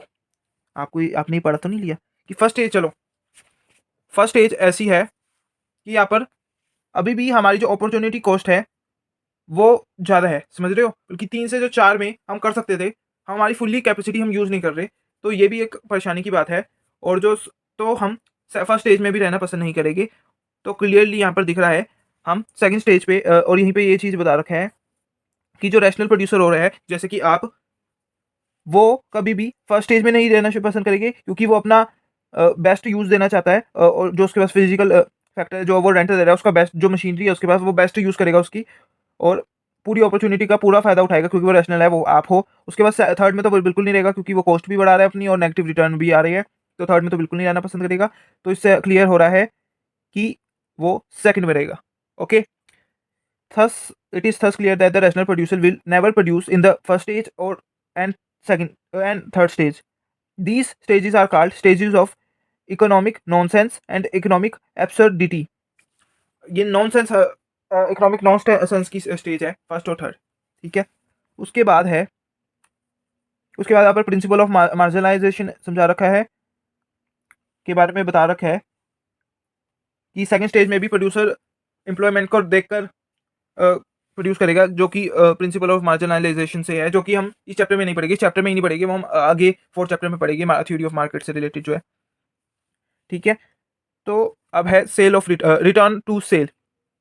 रिटर्न टू सेल क्या है? वो एक अजम्पशन, वापस शिकवंची वाली अजम्पशन याद है कि फिक्स्ड प्रोपोर्शन में इनपुट बढ़ाना चाहिए या नहीं में, तो वही चीज़ आप याद कर लो। उस अजम्पशन को जरा आप पकड़ के आप साइड में रख दो, और जो मैं कह रहा हूँ वो सुनो, कि एक है चेंज इन स्केल और चेंज इन फैक्टर प्रोपोर्शन। इसका मतलब आपको समझ आ गया तो बहुत अच्छा हो जाएगा कि अजम्पशन कहती है, वो अजम्पशन जो कहती है कि वो चीज़ नहीं होनी चाहिए, कि प्रोपोर्शन में नहीं बढ़ना चाहिए, तो कह रही है कि, तो ये कह रही है कि कोई एक इनपुट बढ़ सकता है ज़्यादा, तो आउटपुट बढ़ना चाहिए, तो वो अजम्पशन यही कहती है। तो वो चीज़ होती है change in the factor proportion, कि कोई भी एक फैक्टर प्रोपोर्शनली हमने बढ़ा दिया, शिकवंजी, वो शिकवंजी वाला केस, उसमें पानी बढ़ा दिया लेकिन बाकी सारे फैक्टर अनटच्ड रखी। ठीक है, तो उसे कहते हैं चेंज इन फैक्टर प्रोपोर्शन। पर ये चीज़ डिफरेंट है कि अगर हम प्रोपोर्शनली सारे फैक्टर बढ़ाए, तो उसे कह देंगे हम चेंज इन स्केल, कि हमने जो, इसमें क्या होगा, इसमें सोचो क्या होगा, इसमें क्या होगा, इसमें अगर हम सारा कुछ दुगना बढ़ा दिया, तो इनपुट जो आएगा हमारा, वो भी अब शिकवंजी दुगनी आएगी। ठीक है, तो हमने यहाँ पर स्केल चेंज कर दिया, अब दुगनी आएगी या कम आएगी या ज़्यादा आएगी, वो अगला कॉन्सेप्ट है, मतलब इससे पेज पलटूंगा तो ये आ जाएगा। ठीक है, इंक्रीजिंग डिक्रीजिंग और कांस्टेंट वाला चीज़ जो है। बट आप ये समझो, a change in scale means all the factor of production are increase और decrease in the same proportion, same proportion में इंक्रीज या डिक्रीज हो रही है, तब चेंज इन स्केल होगा। A change in output as the result of variation in the factor proportion, तो उसे change in the factor proportion कहेगी, चेंज इन द आउटपुट कहेगी। ओके, तो जो रिटर्न ऑन स्केल का कॉन्सेप्ट है, रिटर्न ऑन स्केल जो है वो कांस्टेंट भी हो सकता है, इंक्रीजिंग भी होता है, डिक्रीजिंग भी हो सकता है। मतलब शिकवंजी वाला एग्जांपल ले, तो आप सब लोग सोच रहे होंगे कि भाई दुगना सारा कुछ, पानी दुगना हुआ है, चीनी भी दुगनी कर दिया, नींबू भी, अब तो जो शिकंजी बनेगी वो भी तो दुगनी ही बनेगी। हाँ, वो जो ये एग्जांपल ठीक है, बट कुछ एग्जांपल ऐसे होते हैं जहाँ पर सारा कुछ इक्वली बढ़ाने पे भी, या तो हो सकता है कि जो इनपुट है, जो आउटपुट है, वो जिस प्रोपोर्शन में बढ़ाया इनपुट की दुगना कर दिया, कि आउटपुट 2.5 गुना या 3 गुना बढ़ गया, ये केस भी हो सकता है। और ये केस भी हो सकता है कि 1.5 गुना या 1.5 गुना ही बढ़े। ठीक है ना, तो इसे कहते हैं constant rate of scale, increasing rate of scale और डिक्रीजिंग रेट ऑफ स्केल। ठीक है,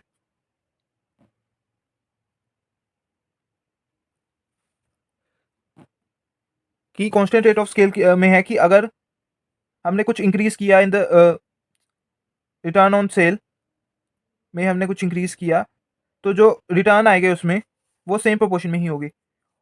और अगर इंक्रीजिंग रिटर्न टू स्केल में ज़्यादा रिटर्न्स आ जाएगी एज़ कम्पेयर टू जितना प्रोपोर्शन में इंक्रीज़ किया था, और डिक्रीजिंग में कम रिटर्न्स आएगी।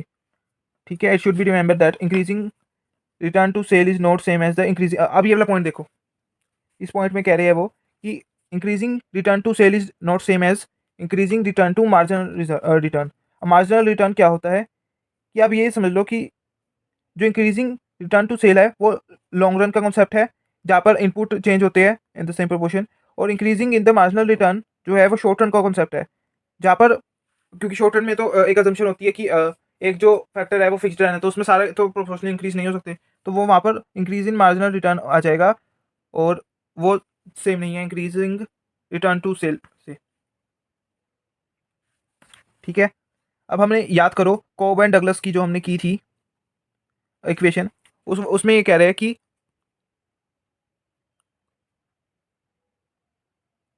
उसमें वोबली जो इक्वेशन उसने बनाई थी, याद करो ये डिफरेंस है उससे, और उसमें ये अजम्पशन थी कि जो रिटर्न टू सेल है वो कांस्टेंट है, रिटर्न टू स्केल है, सॉरी कांस्टेंट है वो, और उसने जो है अपनी इक्वेशन को थोड़ा मॉडिफाई कर दिया था और ये चीज़ बना दी थी जिसमें जो आउटपुट है वो इक्वल है to the quantity of capital की power A and quantity of labour की पावर बी, और अगर इसमें A plus B equal to 1 है तो रिटर्न टू सेल जो होगा कांस्टेंट होगा, अगर ग्रेटर देन 1 है तो इंक्रीजिंग रिटर्न टू सेल होगा, अगर लेस देन 1 है तो डिक्रीजिंग रिटर्न टू सेल होगा। ओके, ये आपको कॉन्सेप्ट क्लियर है रिटर्न टू सेल का। अब है प्रोडक्शन ऑप्टिमाइजेशन। प्रोडक्शन ऑप्टिमाइजेशन, अब आपको याद करो एक था इससे पहला जो चैप्टर था theory of demand and supply, उसमें उसमें टू कमोडिटीज़ का केस सोचो, जहाँ पर ऑर्डिनल हमने इंडिफरेंस कर्व बनाया था, उसमें बजट लाइन बनाई थी, ऐसा कुछ याद आ रहा है, और उससे कंज्यूमर इक्विलिब्रियम पे आए थे। यहाँ पर हमने ऐसा ही कुछ बनाना है, दो ग्राफ बनानी है, एक आइसो क्वांट्स ग्राफ और आइसो कॉस्ट लाइन ग्राफ।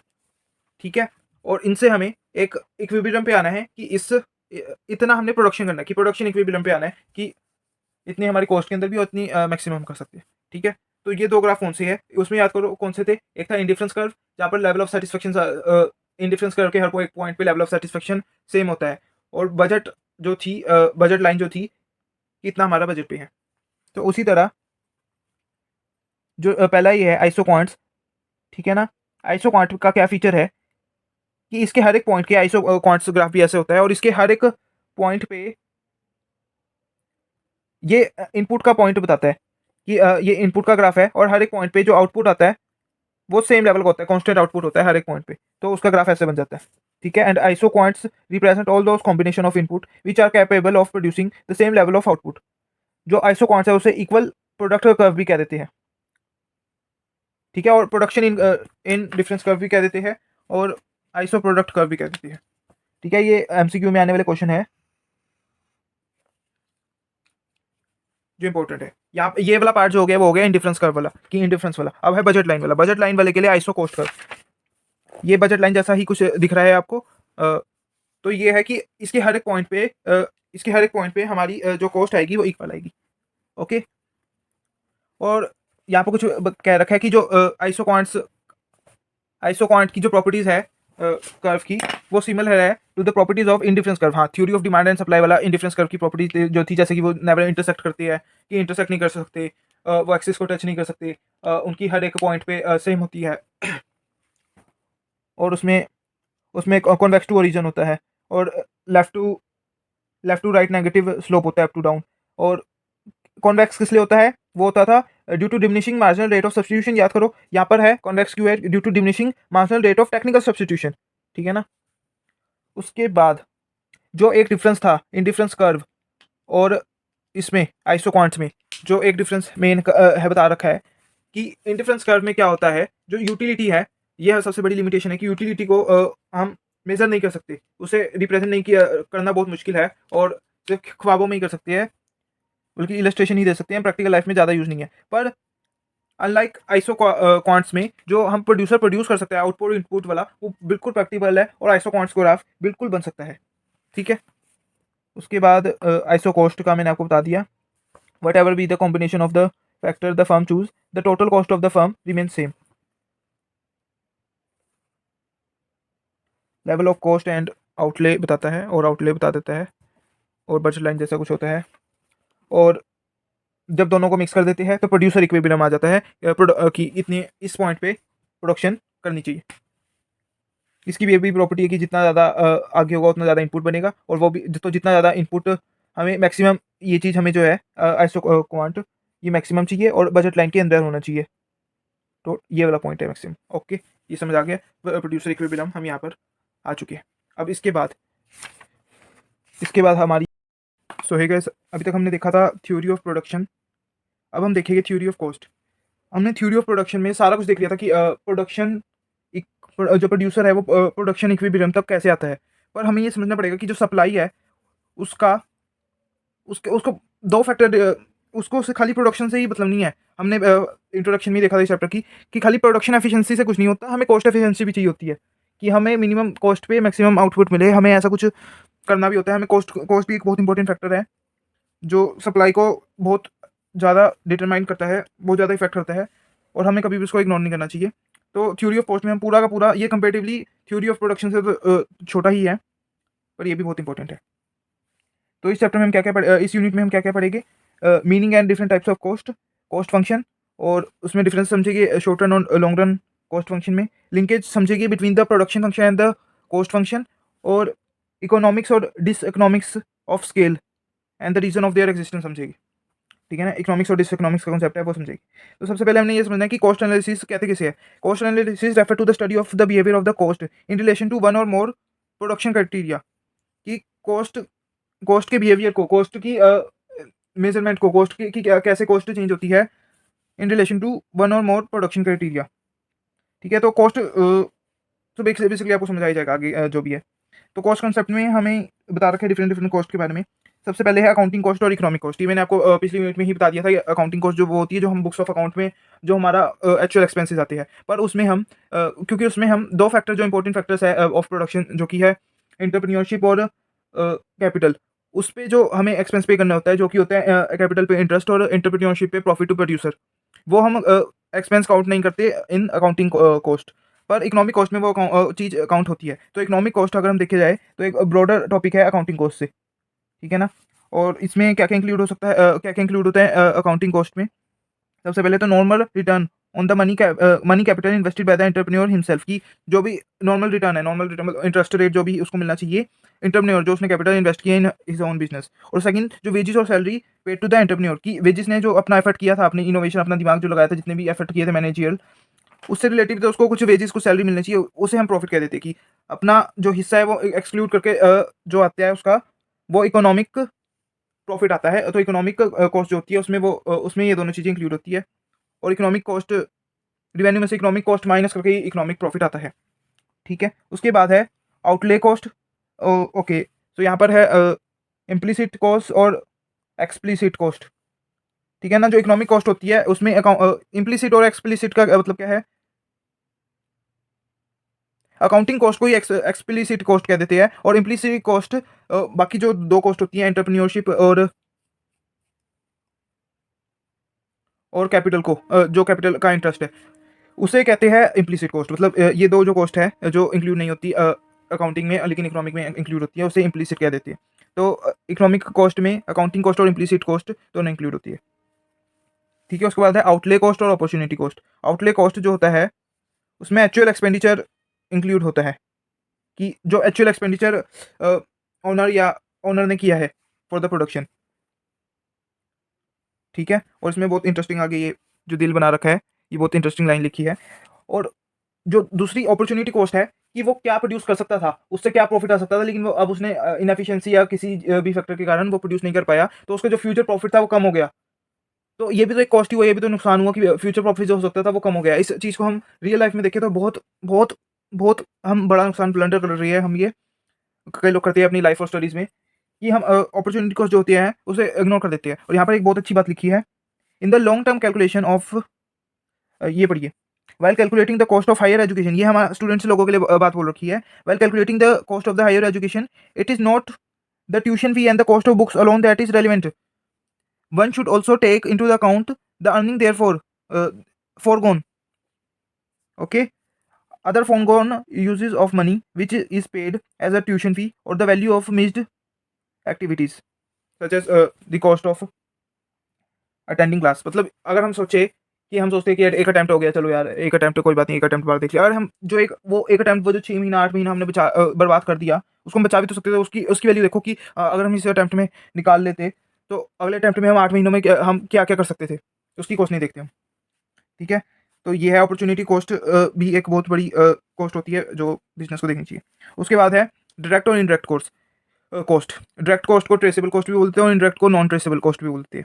जैसे शिकवंजी वाला ही एग्जांपल ले, शिकवंजी वाला ले, चलो शिकवंजी वाला एग्जांपल ले लेते हैं। उसमें जो पानी, चीनी, नमक और क्या था, नींबू, वो तो सारे होगी डायरेक्ट कॉस्ट। लेकिन उसको जो मिक्स करेंगे, जो मिक्सर में मिक्स करेंगे, उससे जो इलेक्ट्रिसिटी निकलेगी, जो यूज़ होगी उसमें, और जो मिक्सर की कॉस्ट है और जो भी रिपेयर का कॉस्ट है, वो सारी जो है वो हम ये नहीं कह सकते कि पर ग्लास हम रॉ मटेरियल की वगैरह की जो भी मैंने आपको सामान बताया इसका तो हम बता सकते हैं, बट हम इनडायरेक्ट कॉस्ट जो है वो हम ट्रेस नहीं कर सकते पर प्रोडक्ट। ठीक है, तो डायरेक्ट कॉस्ट वो होती है जो पर प्रोडक्ट आइडेंटिफाई कर सकती है, ट्रेस कर सकती है, पर इनडायरेक्ट कॉस्ट वो होती है जो ईजिली हम पर प्रोडक्ट आइडेंटिफाई नहीं कर सकते, डिफाइन नहीं कर सकते in relation to plant, product, process और डिपार्टमेंट। ठीक है, उसके बाद है इंक्रीमेंट कॉस्ट और संक कॉस्ट।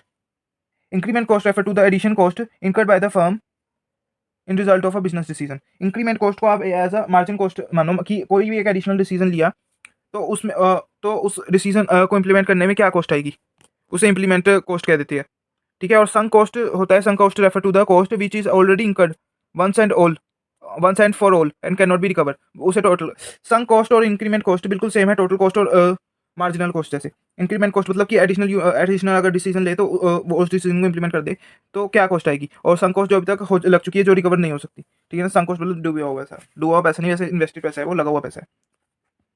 उसके बाद हिस्टोरिकल कॉस्ट और रिप्लेसमेंट कॉस्ट, ये हमने पहले भी पढ़ रखा है 11th-12th में कि हिस्टोरिकल जो भी बुक्स जिस जिस जिस प्राइस पे हमने उसको खरीदा था, कोई मशीनरी हमने 10 लाख रुपए की खरीदी थी तो हिस्टोरिकल कॉस्ट की 10 लाख हो जाएगी। पर अगर आज की डेट में अगर हम देखें तो उसकी रिप्लेसमेंट कॉस्ट जो होगी, मतलब कि जो जिस प्राइस पे उसे हम रिप्लेस करते हैं, आज जो मार्केट वैल्यू है उसकी, वो रिप्लेसमेंट कॉस्ट है, और अगर वो 4 लाख है तो रिप्लेसमेंट कॉस्ट वो होगी।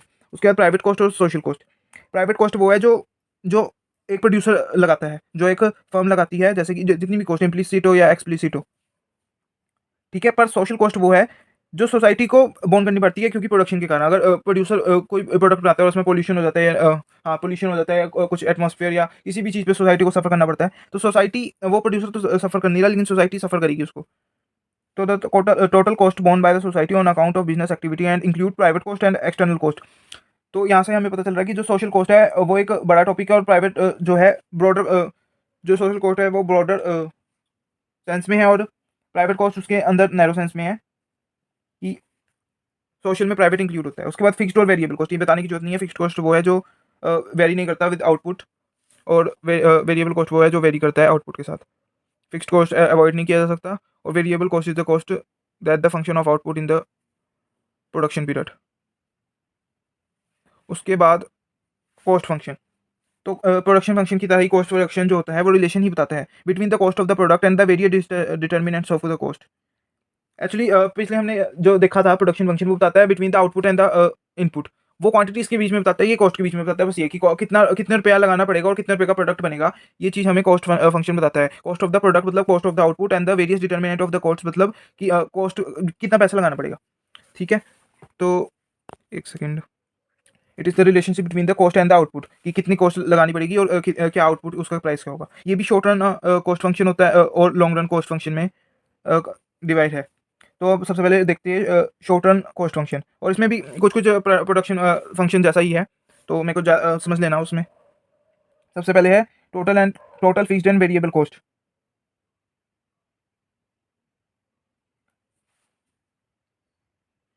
ठीक है, तो शॉर्ट रन में क्या होता है, शॉर्ट रन में कुछ ना कुछ तो फिक्स होता है, मेरे को ये पुराना कॉन्सेप्ट है, मैं बता दूंगा नहीं फिर से, कि टोटल में कुछ ना कुछ फिक्स होता है और कुछ ना कुछ वेरिएबल होता है। लॉन्ग रन में सारा कुछ वेरिएबल होता है। तो जो जो फिक्स्ड है उसकी जो कॉस्ट है उसका ग्राफ कुछ ऐसा सा बनेगा। ठीक है, और लॉन्ग रन में सारे वेरिएबल की होती है, क्योंकि जो ओनर है उनको टाइम मिल जाता है एडजस्टमेंट करने का, मेक चेंजेस इन द, जैसे मैंने आपको कहा कि कैपिटल जो है वो फिक्स्ड फंक्शन है, तो लॉन्ग रन में प्रोड्यूसर को टाइम मिल जाएगा कि वो एडजस्टमेंट करे और कैपिटल अरेंज करे। ठीक है, तो फिक्स्ड का ऐसे बनता है। और वेरिएबल का ऐसे बनता है तो टोटल का ऐसे बन जाता है। ओके, उसके बाद होता है स्टेप लैडर। स्टेप लैडर क्या है, जैसे वेरिएबल में है कि 1 2, जैसे अगर मैं इसका टेबुलर फॉर्म में बनाऊँ तो ये इनपुट है और कॉस्ट ऐसे से बनेगी, क्योंकि लीनियर है ये, इसका ही बना देता हूँ। ठीक है, और बट जो स्टेप ये स्टेयर स्टेप वेरिएबल कॉस्ट है, इसमें क्या होता है, इसमें कुछ ऐसा सा बनता है कि 1 to 50 तक अगर प्रोडक्ट बनाएंगे तो उसकी 500 रुपये कॉस्ट आएगी पर पर 500 रुपये फिक्स कॉस्ट आएगी 1 और 50 के बीच में, कि जितनी मर्जी यूनिट बनाओ। अगर 51 बना ली तो 51 से 100 के बीच में 1000 कॉस्ट आ जाएगी। अगर 100 से 1 भी ज़्यादा बना ली तो फिर 1500 कॉस्ट आ जाएगी। ऐसा ऐसा कुछ बनता है। ऐसा ऐसा कुछ टेबलर बनेगा तो स्टेप लैडर वेरिएबल कॉस्ट होती है। ठीक है ना।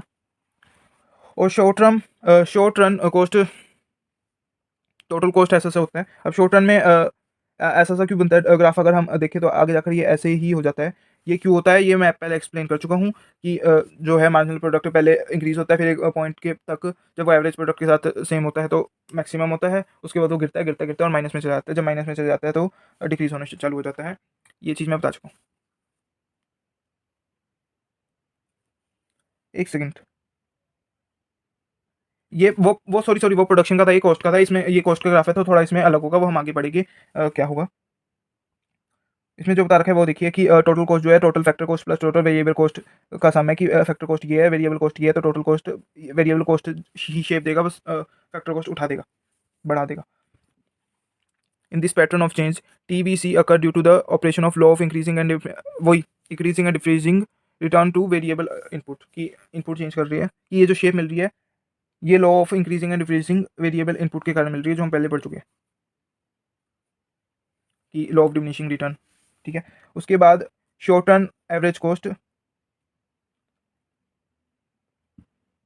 में उन्होंने डेफिनेशन बता रखी है एवरेज कॉस्ट की। एवरेज कॉस्ट होती है total cost divide by the number of units produce. Number of units produced है, यहाँ पर इनपुट कुछ नहीं है, यहाँ पर नंबर ऑफ आउटपुट प्रोड्यूस्ड ही है। ठीक है ना। उसके बाद एवरेज वेरिएबल कॉस्ट होता है, एक सेकेंड ये पहले क्या था, ओके ये एवरेज फिक्स कॉस्ट था, तो ये एवरेज वेरिएबल कॉस्ट हो जाएगा कि total variable cost upon quantity units produced. उसके बाद एवरेज टोटल कॉस्ट हो जाएगा कि दोनों का सम, एवरेज फिक्स्ड कॉस्ट और एवरेज वेरिएबल कॉस्ट का, या फिर निकालना हो तो total cost upon quantity produce. उसके बाद मार्जिन जो कॉस्ट है वो change in total cost upon change in the product output produce. अब इन्होंने चेंज क्यों किया है, क्योंकि बहुत बार ऐसा होता है कि 1 2 3 उसके बाद सीधा 5 दे दिया, तो अगर 1 से 5 के बीच में निकालना है तो 4 का लेंगे नीचे, और ऊपर जो 1 की कॉस्ट है और 5 की कॉस्ट है उसका डिफरेंस लेंगे, ऐसे कि कई बार क्या होता है 1 2 3 100 ऐसे ऐसे दिया होता है, तो ये चीज़ तब मार्जिनल कॉस्ट का फॉर्मूला तब ये होता है, और ये मेरे ख्याल से आप समझ ही गए होंगे। ठीक है, तो एक बार देख लेते हैं, इन्होंने एक एग्जांपल दे रखा है, जो नॉर्मल एग्जांपल होता है कि फिक्स्ड कॉस्ट तो फिक्स रहनी है, ये इनपुट इंक्रीज हो रही है तो वेरिएबल कॉस्ट भी इंक्रीज होगी, उससे के बाद टोटल कॉस्ट जो है वो भी इंक्रीज होगी और शेप देगा वेरिएबल कॉस्ट। एवरेज कॉस्ट देखिए, एवरेज कॉस्ट में डिक्रीज होती रहेगी, एवरेज फिक्स्ड कॉस्ट है ये डिक्रीज होती रहेगी। ये क्यों डिक्रीज होगी, कि जो फिक्स्ड कॉस्ट है वो तो फिक्स रहती है, जब नंबर ऑफ यूनिट्स बढ़ती है तो एक तरह से डिनोमिनेटर बढ़ रहा है और न्यूमिनेटर सेम रह रहा है। एवरेज फिक्स्ड कॉस्ट का फॉर्मूला याद करो, तो ये चीज़ तो फिक्स रह रही है, ये चीज़ बढ़ रही है, तो ये इन टोटल ये डिक्रीज होता रहेगा इसके कारण। ठीक है, एवरेज वेरिएबल कॉस्ट ये पहले तो कम होगी फिर बढ़ेगी। ठीक है ना, और ये इसका हम देख लेंगे कि ऐसा क्यों होता है, इसका ग्राफ भी देख लेंगे, और एवरेज टोटल कॉस्ट हम देख लेंगे कि पहले कम हो रही है, नहीं कम ही हो रही है, क्योंकि फिक्स्ड कॉस्ट अफेक्ट कर रही है। उसके बाद मार्जिनल कॉस्ट जो है वो तो बिल्कुल अलग है, और वो पहले कम हो रही थी फिर से ज़्यादा हो रही है। ठीक है, तो टेबल क्या शो करता है, fixed cost do not change with increase in the fixed cost, वो रहती है एवरेज फिक्स्ड कॉस्ट डिक्रीज होती रहती है, वेरिएबल कॉस्ट इंक्रीज होती है, not necessary in the same proportion, की जरूरी नहीं है, और एवरेज वेरिएबल कॉस्ट डाउन होती है टिल 4, उसके बाद इंक्रीज होती है, और जो मार्जिनल कॉस्ट है वो पहले कम होती है फिर इंक्रीज होती है। ठीक है, relationship between the average cost and the marginal cost, the relationship between the marginal cost and the average cost is same as the other marginal average quantities, जैसे कि हमने पहले कर रखा था कि मार्जिनल कॉस्ट हमेशा एवरेज कॉस्ट से हर चीज़ में ज़्यादा ही रहेगा। जब एवरेज कॉस्ट 4 कर रही है तो मार्जिनल कॉस्ट उससे कम होएगा, जब एवरेज कॉस्ट मैक्सिमम है नहीं, जब एवरेज को यहाँ पे मैक्सिमम शायद वाला नहीं है, एक सेकंड देख लूँ। जब मार्जिनल कॉस्ट जब इंक्रीज़ करेगी तब जो सॉरी जब एवरेज कॉस्ट इंक्रीज़ करेगी तो मार्जिनल कॉस्ट भी इंक्रीज़ करेगी, लेकिन उससे ज़्यादा हो जाएगी, ज़्यादा ही रहेगी, ठीक है।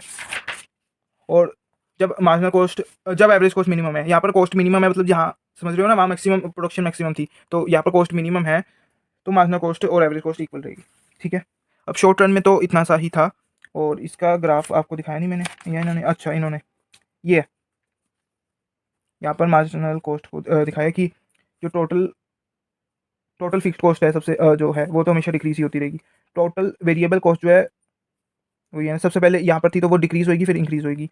तो एवरेज टोटल कॉस्ट जो है वो इनके बिहाफ पे ही चलेगी, देखिए पहले वो डिक्रीज होगी फिर इंक्रीज होगी। मैंने शायद पहले डिक्रीज हो रही है एक पॉइंट तक, उसके बाद इंक्रीज भी हो रही है, ठीक है ना। उसके बाद मार्जिनल कॉस्ट जो है और एवरेज कॉस्ट के बीच में अगर हम देखें, जब वो ये डिक्रीज हो रही थी तब ये कम थी, और जब ये अब इंक्रीज हो रही है तो ये एकदम से ज़्यादा है, और इस पॉइंट पे ये दो कॉस्ट मिनिमम है, ठीक है ना। इस पॉइंट को कोई नाम नहीं कहते, जैसे अनलाइक जैसे पहले उसको कहते थे पॉइंट ऑफ इन्फ्लेक्शन, यहाँ मेरे ख्याल से कुछ नहीं कहते। सो अगला टॉपिक है long run average cost curve. So अभी तक हमने शॉर्ट रन देख लिया। शॉर्ट रन में हमने ये चीज़ देख लिया कि कुछ फिक्स्ड होते हैं, बाकी सारे मतलब कि एक फैक्टर ही होता है जो फिक्स्ड होता है, बाकी सारे वेरिएबल होते हैं। लेकिन लॉन्ग रन में हमें टाइम मिल जाता है एडजस्टमेंट करने का, तो सारे के सारे फैक्टर जो होते हैं वेरिएबल होते हैं। तो जो शॉर्ट रन है ना, लॉन्ग रन जैसे ये ग्राफ बना रखे हैं उन्होंने कि जो लॉन्ग रन है उसमें ही बहुत सारे शॉर्ट रन आ जाते हैं कि शॉर्ट रन उससे ही लॉन्ग रन बनता है। तो जो लॉन्ग रन है उसे प्लानिंग हॉरिजॉन भी कहते हैं, मतलब उसे लॉन्ग रन कर्व जो होता है उसे लॉन्ग रन एवरेज कॉस्ट जो कर्व होता है उसे प्लानिंग कर्व कहते हैं, और जो शॉर्ट रन होता है उसे प्लान कर्व कहते हैं, प्लांट कर्व कहते हैं, सॉरी। जो long run in long run में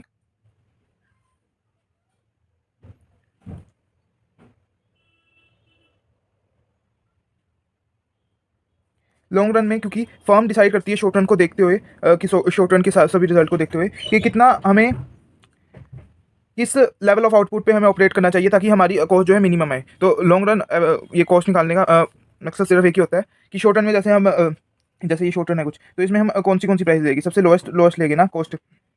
तो लॉन्ग रन में भी हम पब्लिक क्वांटिटी चूज़ करते हैं जो सबसे स्मॉलर हो, या अगर हम एक पर्टिकुलर क्वांटिटी ही चूज़ करनी है तो हम देखिए कौन सा शॉर्ट रन में ऑपरेट करें, ठीक है ना। जैसे इस पॉइंट पे अगर हमें बताना है कि इतना टाइम है और इसमें से सबसे कम क्वांटिटी बताओ, तो हम चूज़ करेंगे ये ओ वाला पॉइंट, क्यू वाला पॉइंट, ठीक है। ये क्यू पॉइंट है, क्यू पॉइंट शो करेगी क्योंकि इस पर सबसे लोएस्ट कॉस्ट है। पर हमें कोई कहे कि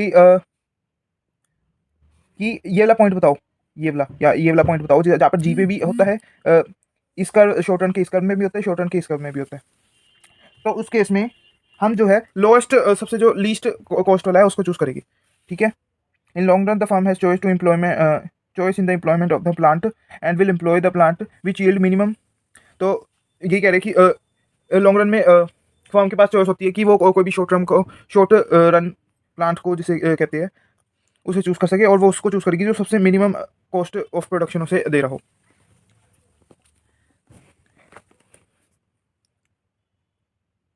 जो लॉन्ग रन कर्व है उसे एनवेलपिंग कर्व भी कहते हैं क्योंकि उसमें सारे के सारे शॉर्ट रन एक तरह से एनवेलप हो रहे हैं, वो सारे कंटेन कर रहा है।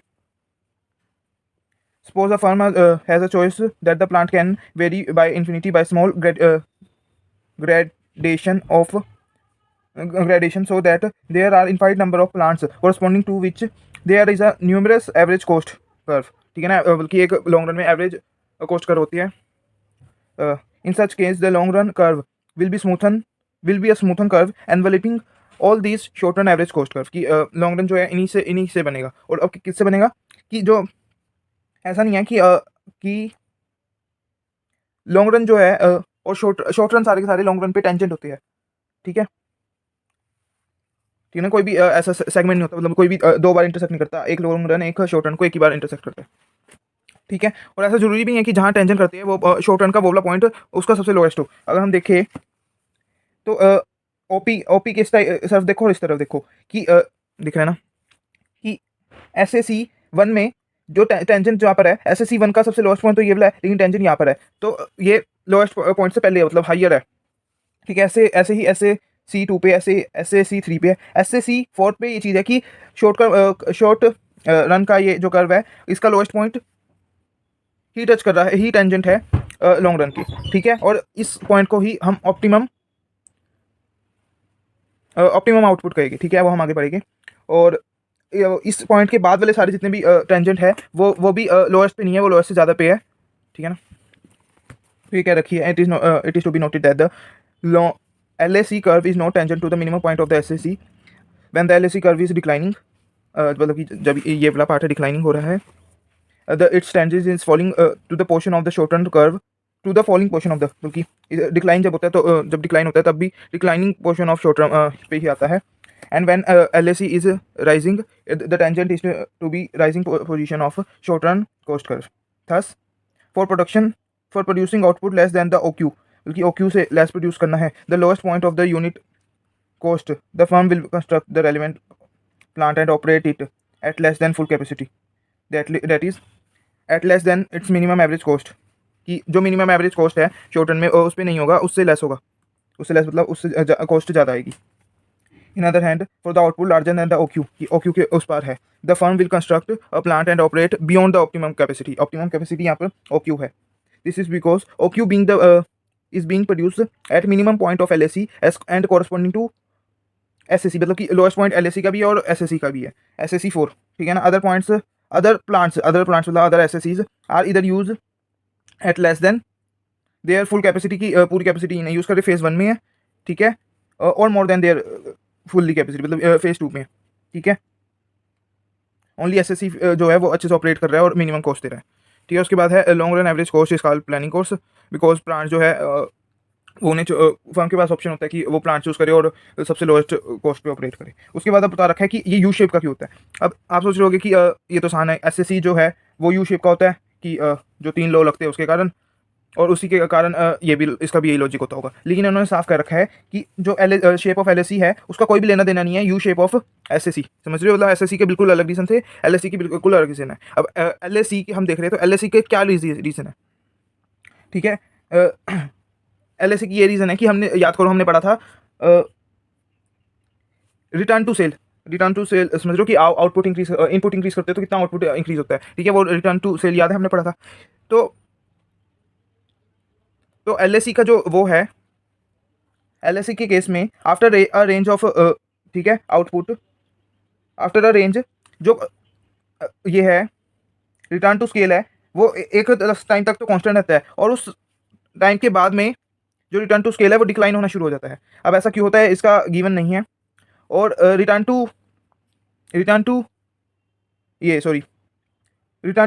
टू स्केल से क्या है कि इनपुट पहले ज़्यादा इनपुट कम लगकर आउटपुट ज़्यादा आ रहा है, और फिर जब डिक्लाइन हो रहा है मतलब इनपुट ज़्यादा लग रहा है और आउटपुट कम आ रहा है कंपेरेटिवली, है ना।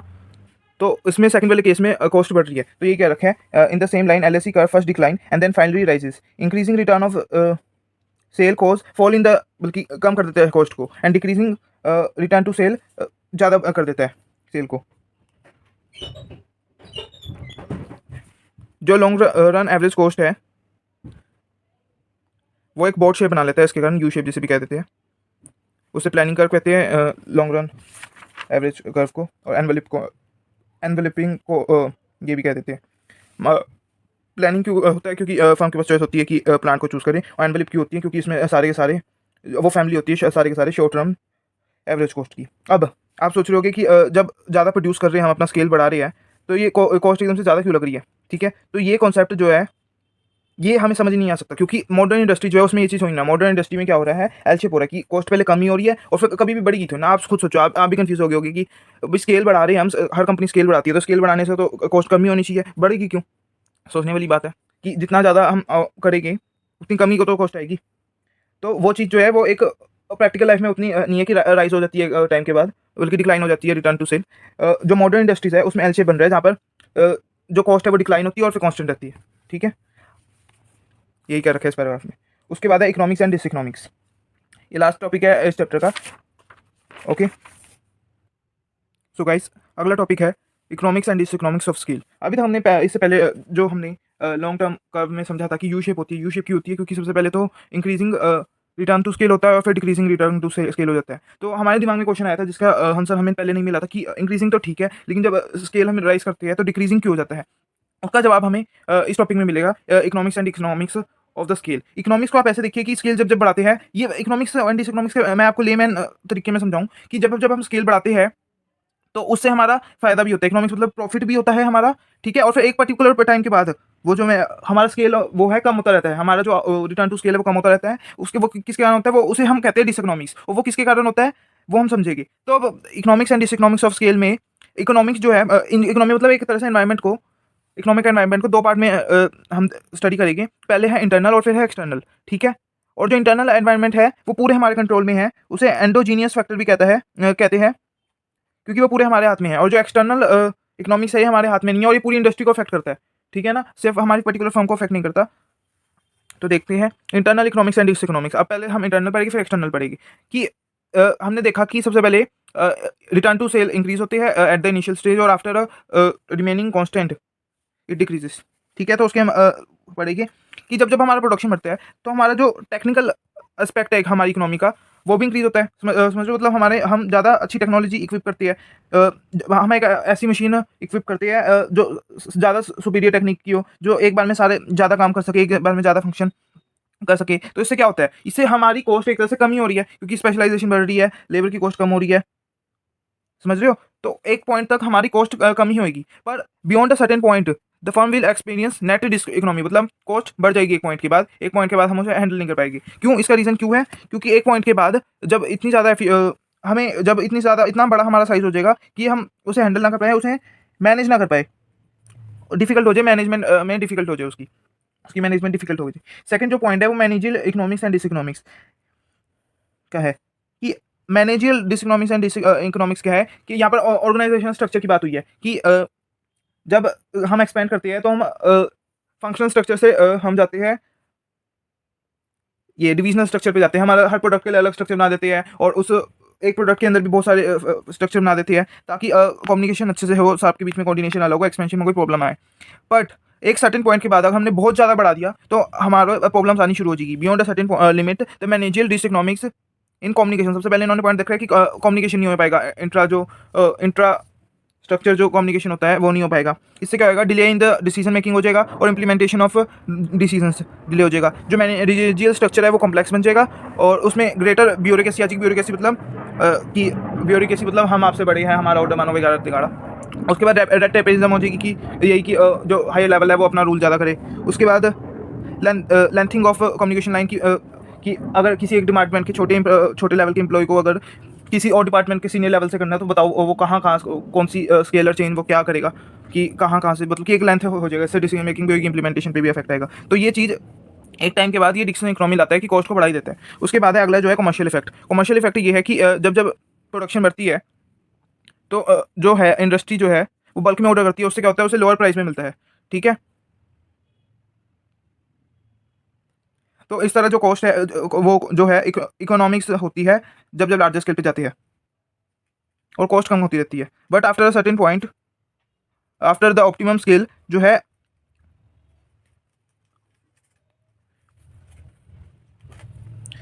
डिसइकोनॉमिक्स आने लग जाती है। क्योंकि इन्होंने जैसे एग्जांपल दे रखा है एडवर्टीजमेंट का, कि एडवर्टीजमेंट जो है अगर हम एडवर्टीजमेंट से देखें कि सबसे पहले हम एडवर्टीजमेंट को अगर बढ़ाते हैं तो हमारी सेल्स बढ़ती है, तो उससे क्या होता है, नंबर ऑफ यूनिट सेल होती है, तो उससे क्या होता है कि जो पर यूनिट कॉस्ट है एडवर्टीजमेंट वो कम होती है। लेकिन बियॉन्ड अ सर्टेन लेवल की एडवर्टाइजमेंट करती तो प्रोडक्शन में इतनी इंक्रीज नहीं होगी। अब सभी एडवर्टीजमेंट का मेनली काम ये होता है कि कंज्यूमर को बताना कि मार्केट में प्रोडक्ट है। अब सभी कंज्यूमर को पता है, फिर भी हम एडवर्टीजमेंट पे इतना खर्चा कर रहे हैं, तो वो कॉस्ट ऑफ द प्रोडक्ट को इंक्रीज ही करेगी। तो बियॉन्ड अ सर्टेन पॉइंट वो चीज़ अनप्रॉफिटेबल हो जाएगी और डिसइकोनॉमिक्स आ जाएगी। ये पर्टिकुलर फर्म की बात कर रहे हैं अभी हम। उसके बाद financial economics and economics. Financial diseconomics मतलब कि जब हम एक्सपेंड करते हैं तो हमें फंड रेज करना ईजी हो जाता है, ठीक है ना? हमें बेटर सिक्योरिटी मिलती है बैंक से, और हम जितने भी लोन्स ले सकते हैं हम ले सकते हैं, और ये सारी लार्जर जो फर्म होती है एंजॉय करती है ये, ठीक है ना? Thus the cost of raising the capital lower हो जाती है। पर after certain period of time क्या होता है, अगर हम ज़्यादा कॉस्ट रेज कर लेंगे तो जो एक्सटर्नल फाइनेंसिस है उस पर हम ज़्यादा डिपेंड हो जाएंगे। तो एक तरह से डिसइकोनॉमिक्स है कि हम अपने या तो इक्विटी हम खो बैठेगी, या डेप्ट बहुत ज़्यादा पे कर रहे होगी कि हम लॉस में जा रहे होगे, बल्कि कॉस्ट एक तरह से हाई हो रही होगी। उसके बाद रिस्क बीयरिंग एंड डिसइकोनॉमी। जब जब लार्जर स्केल में हम अपना स्केल बढ़ाते हैं तो जो है इकोनॉमिक्स अप्स एंड डाउन्स पे जाती है, तो हमें जो रिस्क लेने की कैपेसिटी है वो इंक्रीज़ होती है, और उससे जो कॉस्ट है पहले कम होती है, क्योंकि प्रॉफिट भी आता है, ठीक है? बट जैसे अगर हम अमेजोन को अगर हम अमेज़न को देखें या टाटा कंपनी को देखें, तो टाटा पावर है, टाटा मोटर्स है, कितने सारे टाटा सोल्ट है, पता नहीं कितने सारे उन्होंने बना रखे हैं। तो अगर हर एक किसी एक वो हर एक उनका जो डिपार्टमेंट है वो रिस्क लेता है, और अगर नुकसान उनको बहुत ज़्यादा इफेक्ट नहीं करता लेकिन प्रॉफिट होता है तो धीरे धीरे वो करता ही रहता है। तो ठीक है, तो बड़ी फर्म्स के लिए रिस्क लेना आसान है क्योंकि उनके पास बैकअप प्लान होता है फंड रेजिंग में। लेकिन अगर ये हो जाए कि रिस्क जो है वो बढ़ता ही रहे तो वो इकोनॉमिक डिस्टर्बेंस ला सकता है। तो एक पॉइंट के बाद वो भी डिसइकोनॉमिक्स बन सकता है, उससे भी लॉस ज़्यादा हो सकता है। अब यहाँ तक थे सारे के सारे इंटरनल फैक्टर। अब है सारे के सारे एक्सटर्नल फैक्टर। ये जो फर्म इंजॉय कर सकती है, मतलब उसका इकोनॉमिक्स एडवांटेज और डिसइकोनॉमिक्स डिसएडवांटेज ले सकती है, बट उसे कंट्रोल नहीं कर सकती। ठीक है ना। और ये पूरा इंडस्ट्री स्पेसिफिक होता है, ये किसी फर्म स्पेसिफिक नहीं होता। ये पूरा एक्सपेंशन ऑफ इंडस्ट्रीज के कारण ही होता है। सबसे पहला है, फटाफट बताऊंगा, और ये जो 6 पॉइंट दे रखे 6 के 6 में एडवांटेज ही होता है। ठीक है, कि चीपर रॉ मटेरियल और कैपिटल इक्विपमेंट चीपर मिल जाते हैं, तो सारी पूरी फर्म्स को रिड्यूस की कॉस्ट रिड्यूस हो जाती है, उनको रॉ मटेरियल सस्ते में मिल जाता है। टेक्नोलॉजिकल एक्सटेंशन हो जाता है कि पूरी इंडस्ट्री में ही टेक्नोलॉजिकल इंप्रूवमेंट आ जाए, जिससे उनकी पर यूनिट जो कॉस्ट है वो कॉस्ट ऑफ प्रोडक्शन कम हो जाए। स्किल लेवल मिल जाए कि जब भी पूरी इंडस्ट्री वो करती है, ग्रो करती है, जो पूल ऑफ ट्रेंड लेबर है वो डेवलप होता है, और उसका फेवरेबल इफेक्ट ही होता है, क्योंकि अनट्रेंड जो लेबर होती है वो कहीं ना कहीं कम ही प्रोडक्शन में कंट्रीब्यूट करती है with comparison to trained labour. ठीक है, उसके बाद ग्रोथ ऑफ एंसिलरी इंडस्ट्री होती है जो जैसे रिसाइकलिंग प्रोवाइड करती है, रिसाइकलिंग की फैसिलिटी प्रोवाइड करती है, जो रॉ मटेरियल की supply, tools, machinery, components, repair services की सप्लाई में हेल्प करती है। और ये भी कॉस्ट ऑफ प्रोडक्शन को रिड्यूस ही कर देती है इन जनरल। ट्रांसपोर्टेशन, जो इंफ्रास्ट्रक्चर फैसिलिटी है, जो मार्केटिंग, रोड्स है, वो सारे बेटर बनते रहते हैं जैसे जैसे पूरी इंडस्ट्री ही डेवलप होती है। ठीक है, उसके बाद जो इन्फॉर्मेशन है, जैसे किसी भी अगर फर्म को एक्सपेंड करना है, लार्जर में जाना है, तो उसको या किसी को नई फर्म इस्टेब्लिश करनी है, तो उससे सारी इन्फॉर्मेशन है related to technology, labour, price, product, ये जब इंडस्ट्रीज ग्रो होती है तो ये चीज़ पता होती है। जैसे एजुकेशन इंडस्ट्री, आज सबको पता है कि ऑनलाइन जाओ, कि कैसे कैसे होता है, सबको पता है कि कहाँ कहाँ डालना होता है। कोई भी इंडस्ट्री में एग्जांपल देख लीजिए, आप सोचो ये तो सारे के सारे इकोनॉमिक्स है, इसमें तो जब एक्सपेंड होता है तब तक कॉस्ट कमी होती रहती है। मतलब ये तो यू शेप में आया नहीं, यू शेप कहाँ आया, अभी तो ये सिर्फ ऐसे आया कि अभी तो कॉस्ट इंक्रीज कैसे होगी, यहाँ पर डिसइकोनॉमिक्स कब आएगी। तो डिसइकोनॉमिक्स इन्होंने यहाँ पर बता रखा है कि डिसइकोनॉमिक्स तब आएगी जब सारी की सारी ये जो फर्म है इनको सस्ता रॉ मटेरियल मिलने लग जाएगा, तो तब रॉ मटेरियल की डिमांड ही बढ़ जाएगी। रॉ मटेरियल की डिमांड बढ़ेगी तो प्रेशर आएगा रॉ मटेरियल, क्योंकि at the end of the day वो भी एक स्केयर रिसोर्स है, तो उसका प्राइस जो है वो बढ़ जाएगा, उसकी प्रोडक्शन बढ़ जाएगी, और शॉर्ट रन में तो ये बहुत ज़्यादा इफेक्ट करेगा, और सप्लाई जो है वो कम हो जाएगी। और गवर्नमेंट भी जैसे अगर सारी इंडस्ट्रीज ग्रो करने लगी तो पोल्यूशन भी ज़्यादा होगा, तो गवर्नमेंट भी रिस्ट्रिक्शन ला सकती है, कुछ पॉलिसी बना सकती है, लोकेशन पॉलिसी, और रिस्ट्रिक्शन ला सकती है expansion of the industry at the particular place, ताकि पोल्यूशन ज़्यादा ना हो। तो इसी तरह ये चैप्टर ख़त्म होता है। इसके बाद इसके एमसीक्यूज़ आ जाते हैं, जिसके लिए मैं एक अलग वीडियो बना दूंगा। कुछ 80 के करीब एमसीक्यूज़ है, और इससे अगला चैप्टर है price determination in different market, और ये हम करेंगे अगली वीडियो में। सो बाय।